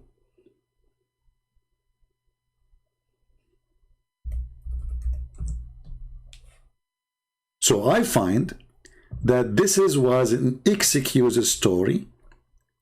So the Muslim Sunni, they will delete the verses from the Quran because obviously they are ashamed of such teaching. So what we will do, let us blame the goat. But who is the naive in the world when I believe in such a garbage story? The one who ate the Quran is you Muslims, not the goat. Because if the goat ate the verse, well, there is the verse still. Aisha, she remembered. The Muslim, they receive it. The goat ate the verses, but she did not eat your memory.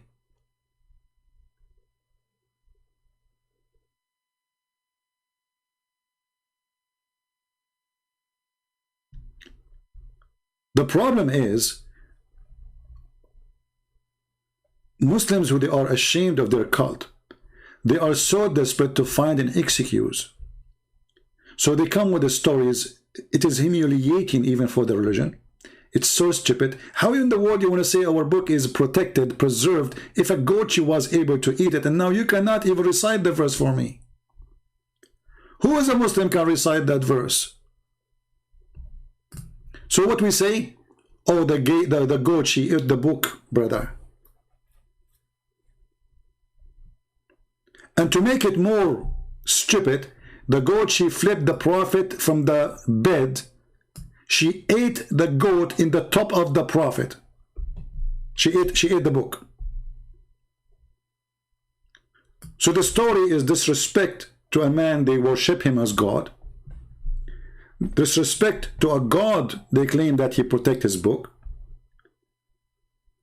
And the story itself proving that Muhammad is a perverted man anyway, because what kind of God he received or he sent to his prophet such an idea, a wisdom, that a woman she have to give her boobs 10 times to be suckled or to suckle a man so he can enter upon her.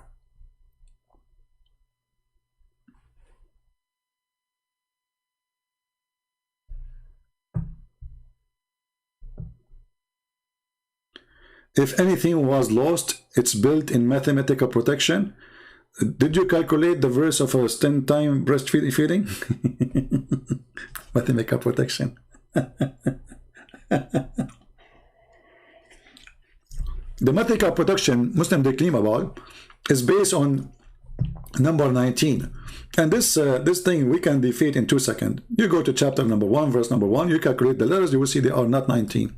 They are even 24, 25 at least. There we go. I change any Muslim to call me right now and we can calculate the numbers. Oh, we can calculate the letters right now and you will see it's a fraud.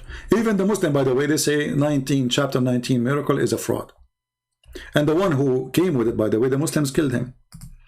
Because even in order to make what he called 19 happen, he have to delete, not only wrongly to calculate the numbers, he have to delete verses and words from the Quran. That's why they killed him. The guy was killed in Arizona. And not only that, he claimed to be a messenger of Allah too. I never use the first verse. No, you have to, because this is the calculation based on verse number 1, Al-Basmala. Because all the division is based on number 19 in the Basmala. Yeah. You can open the website of the guy who come with this miracle, you will see it. The first verse he mentioned is this one. Bismillah ar-Rahman ar-Rahim. It's not 19. Do we have any Abdul? Chapter 79, verse number 30, does it say earth shake? No, my friend, nowhere it says that. Actually, all Muslim translations never say that. This is a fraud. This is a Muslim kid.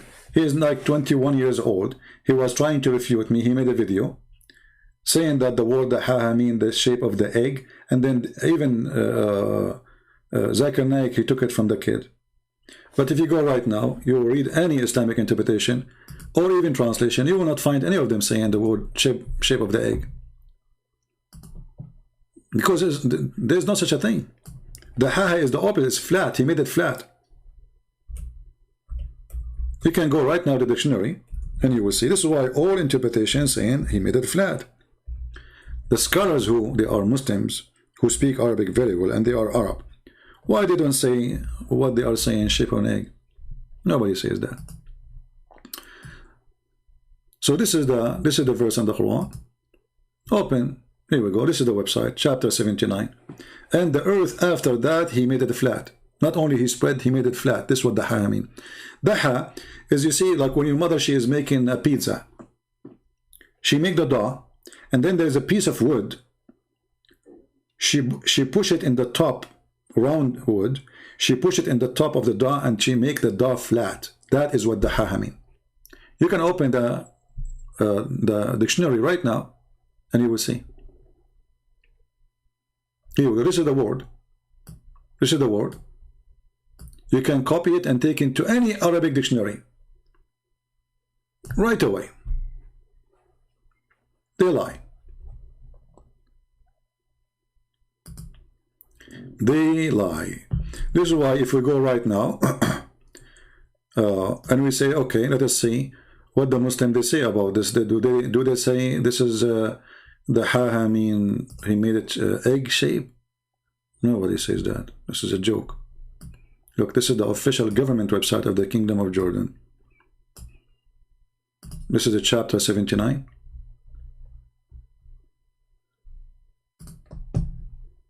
Verse number 30. They say the opposite. He said the earth made it flat. Read it. This is what the ha mean. He made the earth flat. Read it. He spread it out, the earth. He made it flat. Do you see it? So why, if the word is shape of an egg, they say he made it flat? Since when the egg is flat? Maybe after he cook it?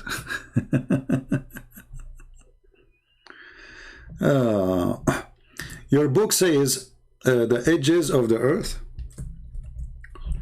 Okay, Armin, call me to talk about this verse. You want to call you? Mr. DNA? Do you like me to call you? I don't know actually if I block you because you're stupid. I think I blocked you. But just to show you how stupid you are. Your book says the edge of the earth. I want you to say in front of everybody that whoever says such a thing is stupid. Say it. Is that fair, guys? It's a challenge. I want you to say whoever says the earth has edges, he's stupid. I'm waiting for you. Armin.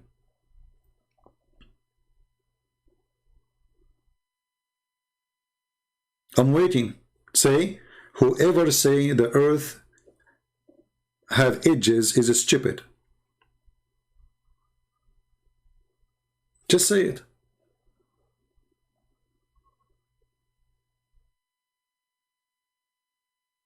What happened? I'm waiting. Say it so I can put it in the screen. Actually, already you did that because you are trying to prove that this is wrong, right? You are trying to prove that this is wrong. But you stupid idiot, don't you know that the Quran say that the earth has edges? So because you are a donkey, you have no knowledge of your stupid religion, you claim that this is an error. But now if we accept that this is an error, that means the Quran is the book of error.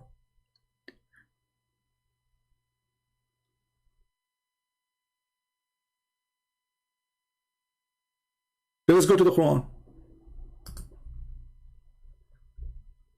We will ask you, Mr. Abu. Text me in Skype, Mr. Abu, so I can call you and you can tell me about your question, and we can enjoy your genius knowledge. This is the Quran, using the same word in the Bible. The same exact word. أولم يروا إن نأتي الأرض ننقصها من أطرافها, the edges of the earth.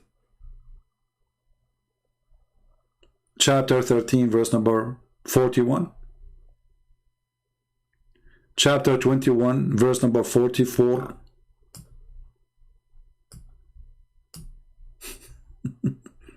Are you there, Armin? So now I have one of two solutions. Either you accept it literally, as you said in the post, or you will say to me, he don't mean literally. Are you there?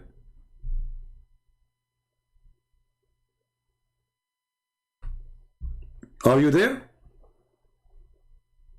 Is that literally or not literally?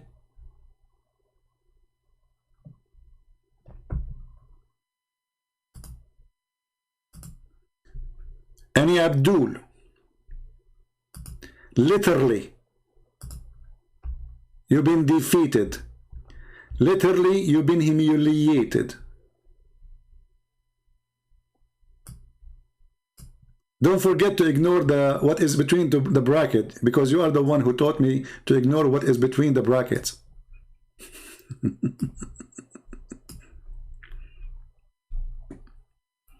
Dummy. This is why they don't dare to call me. They don't know what I will say to them. They have no idea where is the answer coming from.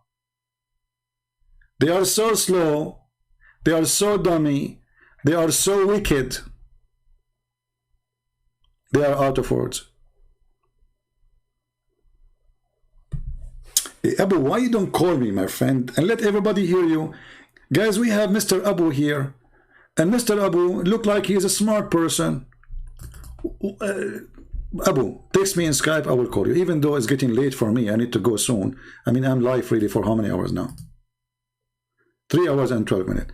I will talk to you like for 15 minutes, 20 minutes. What do you say, Abu? How come your God decide he would let people kill him? And if he is God, how did you know for sure that he suffered? How come your God, he let me give him a finger every day? How come? How come that Allah is suffering right now because of my talk? How come that Allah cannot refute me? How come Allah cannot kill me? How come? How come I say every day Allah is a stupid, idiot, perverted God? And how come Allah could not send me? One of you can at least refute me if he cannot come because he's wearing a veil. How come? Is Allah suffering because of my words? Or he is mute and deaf? He hears nothing, he sees nothing. How come? How come your God, he gave you verses of 10 times breastfeeding for adult? Did you do it before you call me? Or you will do it after you call me? How come? When a person he say how come, I mean your religion have no come at all. Even your prophet he never come. And here we go, this is the hadith. The Prophet Muhammad, he never been able to have sex with his wife, and his wife, she never have come.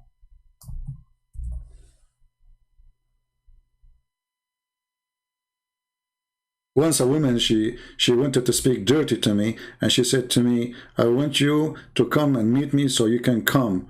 I said, come where? My English was bad at that time, you know. I thought come like, yeah, okay.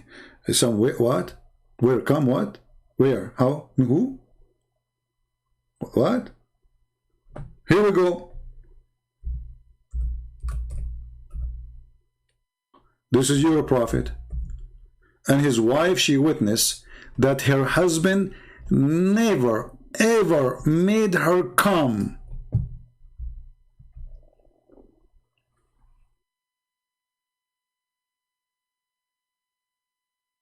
Read it. The wife of the prophet, she said to the prophet, her husband, do women even have this charge? How come? How come the prophet have the power of 40 men and boom boom, yet he could not make his wife come? Are you there? Mr. Come? The wife of the prophet, she is saying, look, what the heck? Women, they have this charge? So what Muhammad was doing in the bed? He was cleaning the lice from the hair of his wife and her pubic area. As you see, this is the wife of the prophet, first-hand witness. Muhammad never made her come. So Mr. Abdul, how come? Are you there?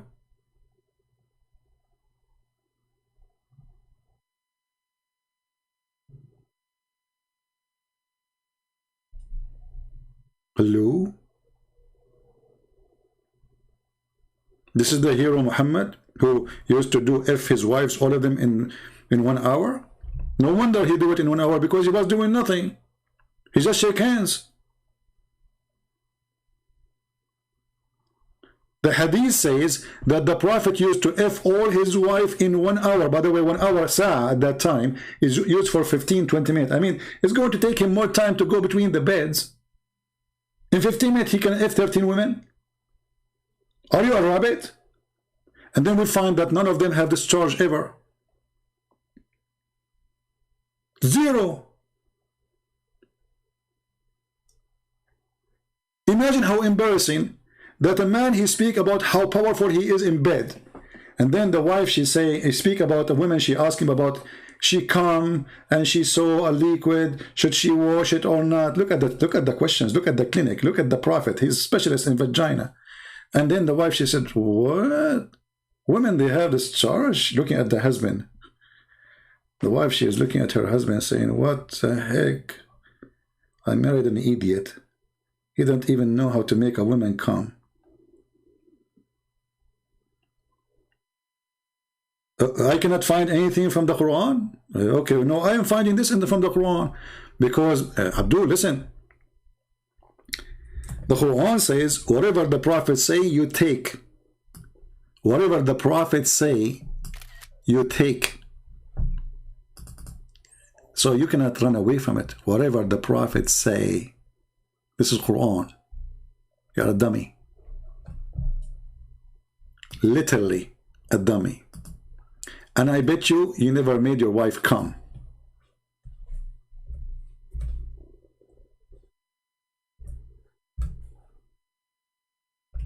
Excuse me.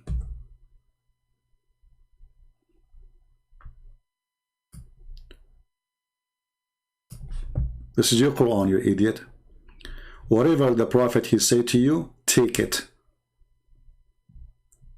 So take what the messenger assigned to you. This is Quran. So any Muslim, he tried to save his ass by denying the prophet words. It doesn't work. It doesn't. You have to come.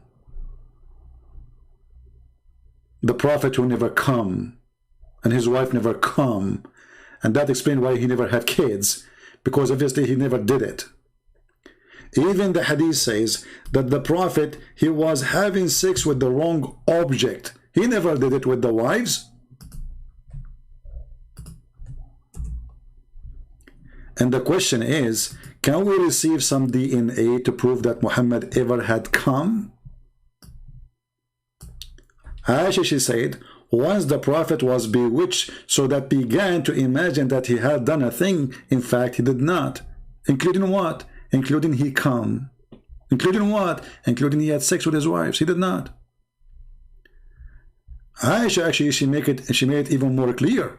She said, the prophet continues to such and such and such a period of time.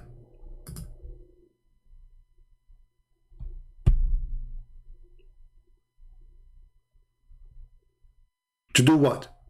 He imagined that he had come and he had sex. In fact, he did not. So the question now to the Abdul, Muhammad was having sex with who and where? If it's not the wife,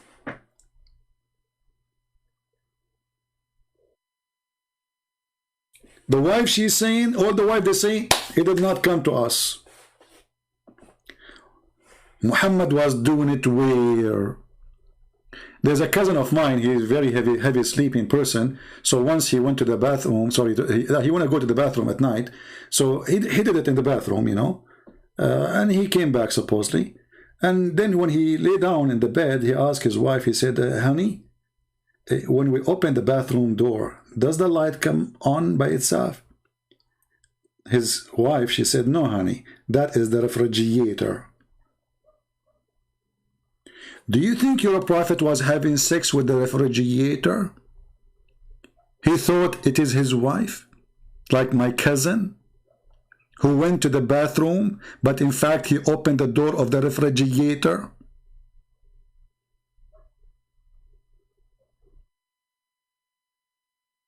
This is a prophet of God. He opened the door of the bathroom, the light turned on. He did it there. He come back. He remembered like, oops, since when we opened the door of the bathroom, the light turned on. Huh. So now he want to confirm it. Honey, when we go to the bathroom and we open the door, do the light turn on by itself? The wife, she's smart. She said, Abdul, listen, that happened only when you opened the door of the refrigerator, which means you pissed there. So your prophet was pissing where? How come? See what happened when you use one word to Christian Prince, he opened a topic about it. You just said, how come? And look what happened, a disaster. Just from saying, how come? I can make a book about it. All what you said, how come? The rest is mine. Once I made a challenge to Muslims, this is a long time ago. I said, say 3 words, just say 3 words, and I will make your prophet busted from those 3 words. So the guy, he decided to make it impossible. So he typed the word microwave. And now how in the world the Christian Prince will come with something against Muhammad? I mean, come on. I just said microwave. I said, are you sure that this is the word you choose? He said, I'm very sure. I said, are you sure? He said, yes, I'm very sure, okay? And then I got him this. Here we go. You have the microwave of Allah. The Prophet, he promised every Muslim that he will be a female and he will carry a baby and he will deliver the baby in less than 15 minutes. That is the fastest cooking microwave of babies.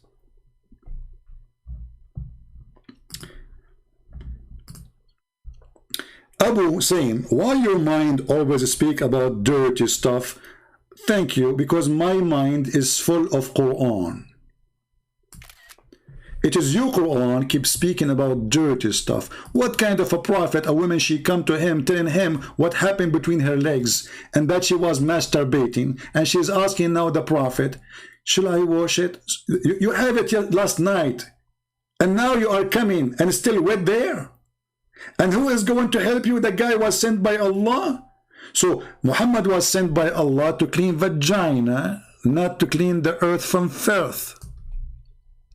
Muhammad is a vagina specialist.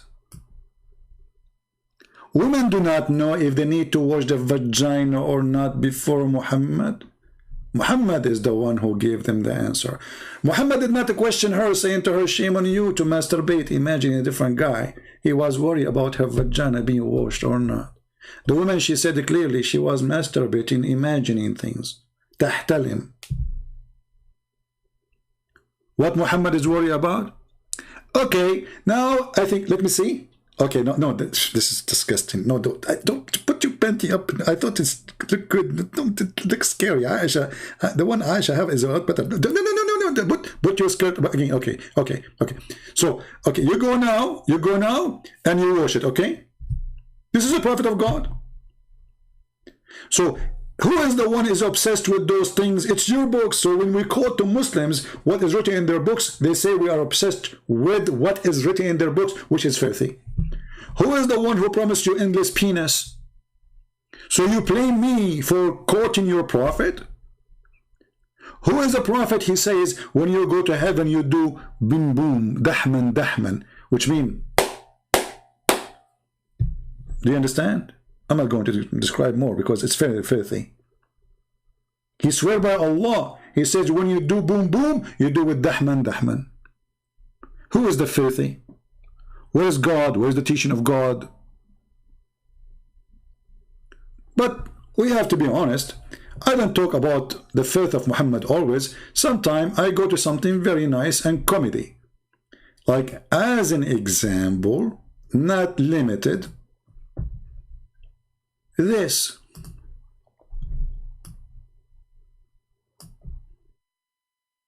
Brother? And I was half in the shade and half in the sun. So my teacher told me that I shouldn't do that. When I asked for the reason, he said, because this is where shaitan sits. So he's asking me, can you elaborate? Yeah, I can easily elaborate. This is what the Prophet told us, alayhi salatu wasalam. There are so many things, Yahya. What the heck? So the Prophet is not only specialist in vagina, he's a specialist in not to sit half in the sun and half in the shade. Do you see how deep this religion is? This guy Muhammad is so good. Sitting once and I was half in the shade and half in the sun. So my teacher told me that I shouldn't do that. When I asked for the reason, the Abdul, he's saying, it says clapping in our doctrine. Abdul, I did not say clapping, you stupid idiot. I was showing you, I was making the sound of dahman, you idiot. So the guy, he thought we are talking about clapping. I mean, do you see the stupidity? We are talking about effing.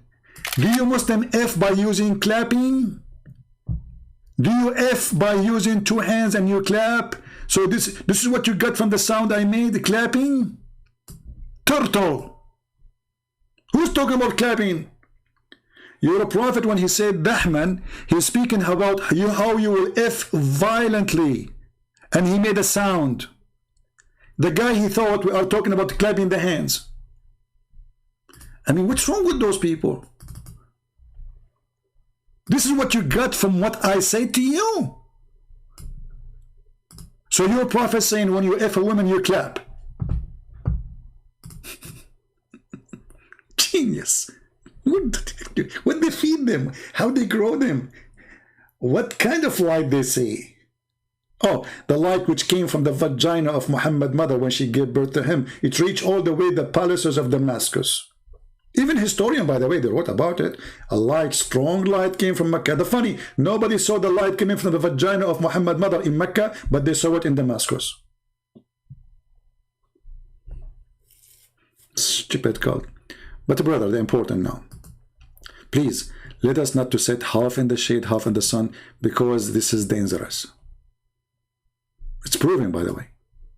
I was sitting once and I was half in the shade and half in the sun.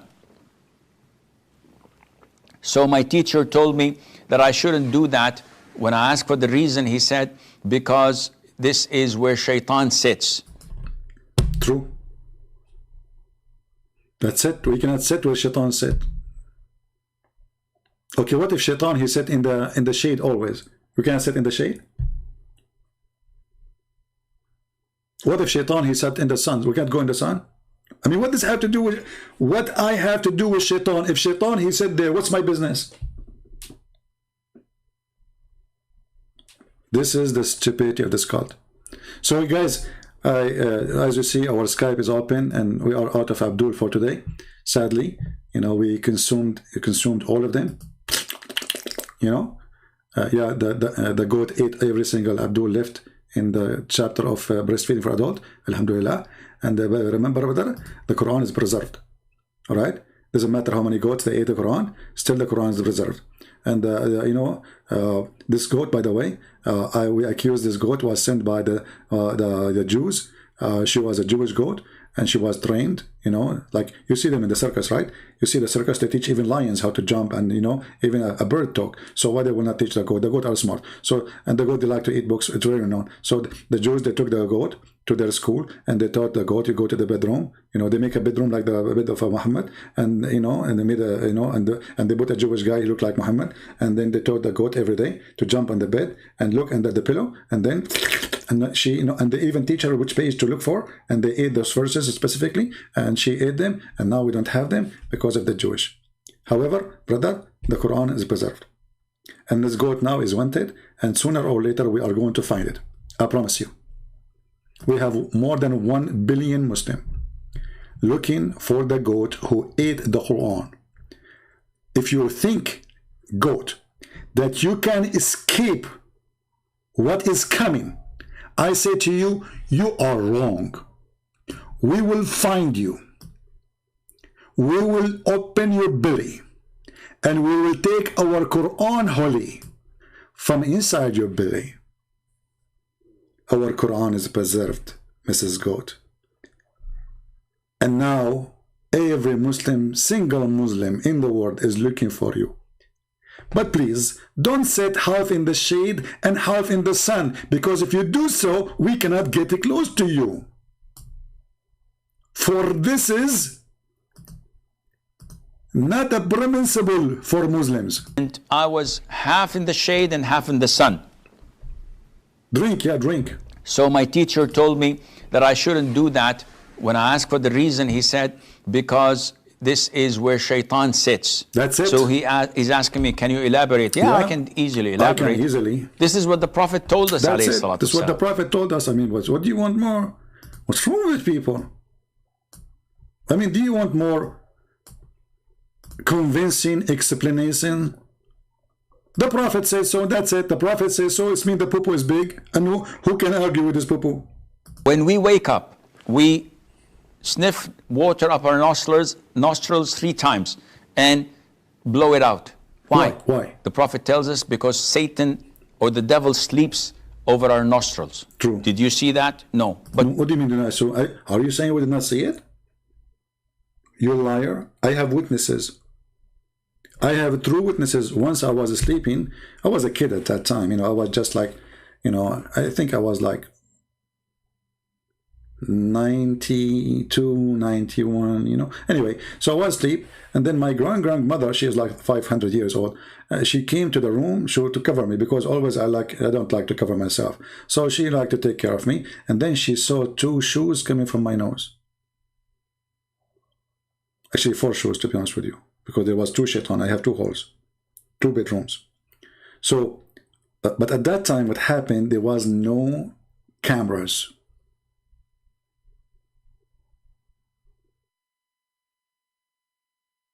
And this is why we have a lack of evidence. But do we have witnesses? I have my grandmother.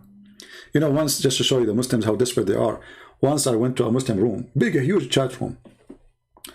And those Muslims, just say to them, somebody convert to Islam, they go crazy. So I type in the chat, I said, guys, did you hear the news?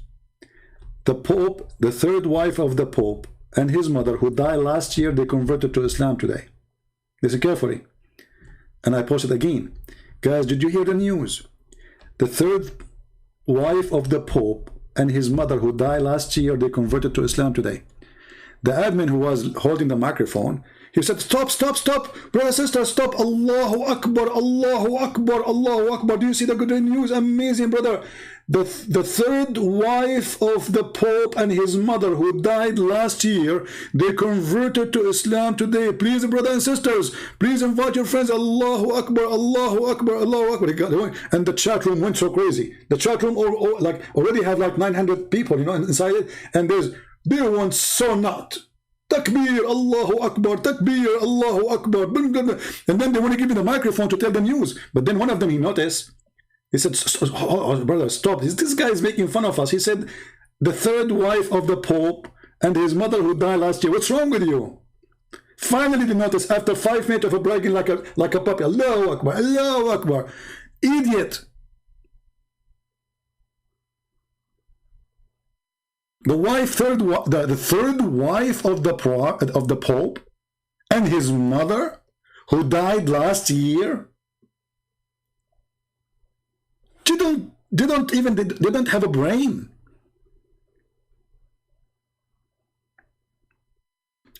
Once went to a Muslim chat room, and everybody was snoring. The second they see my name, they go crazy. Christian Prince is here, and suddenly the name started growing. Christian Prince, we got you busted. We have recording of you. Okay, hold on, let me play it for you. We know how you make people leave Islam. And he played my voice saying, "Give me one Muslim, I give you 5 hamburger." I was joking, you know. Because we were desperate to debate a Muslim. Give me one Muslim, I give you 5 hamburger.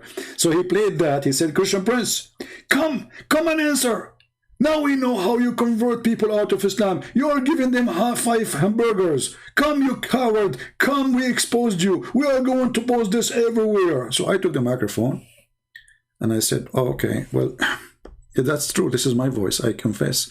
But are you saying to me that you Muslim, you exchange your God for the sake of 5 hamburger? And the Muslim, they got so upset. And then the other guy, he said to him, stupid you, he even beat us in our chat room. You give him the microphone. Don't you know you should never let him talk? This guy, the second he hold the microphone, we cannot stop him. This is what they said to me. You got me busted. You're Muslim, you exchange your God for 5 hamburgers. And you should see how excited he was. Like they recorded my voice saying, give me one Muslim, I give you 5 hamburgers. So the Muslim, they start thinking, and the turtle is working now. Ha. This is why each time Christian Prince, he go live on air, some Muslims leave Islam. Aha! It was the hamburger. And you know what? Let us be honest here. Who can resist hamburger? Nobody. Can you?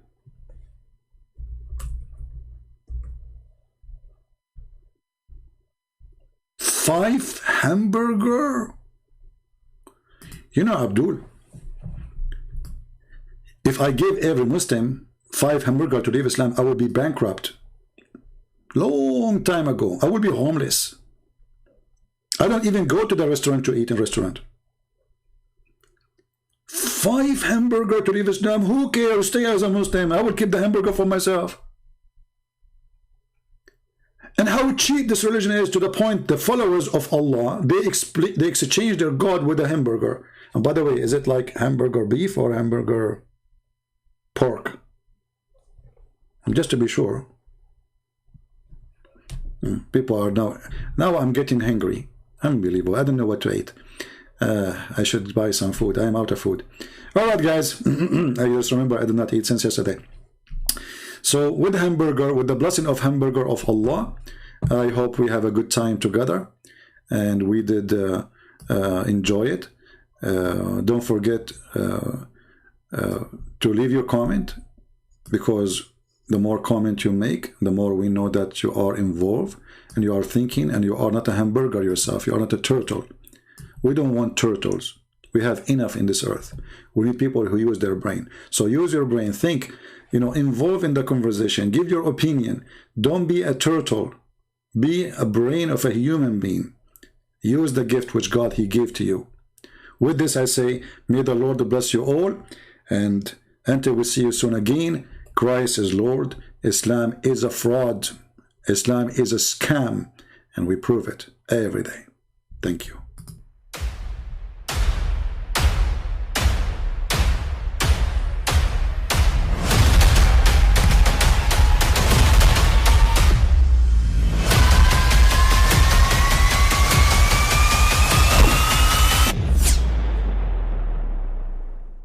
But I mean, again, he doesn't know who Gabriel is, right? Because he didn't come from an Abrahamic faith. The people of Mecca were pagan. Quran is mentioned, if this book was from other than God, they would have found in it many contradictions. If a book is without contradictions, that has no bearing on whether it comes from God or not. I've had phone books that are inerrant, but I certainly don't think God gave them. That we believe without understanding. Take this week a flag, you sons.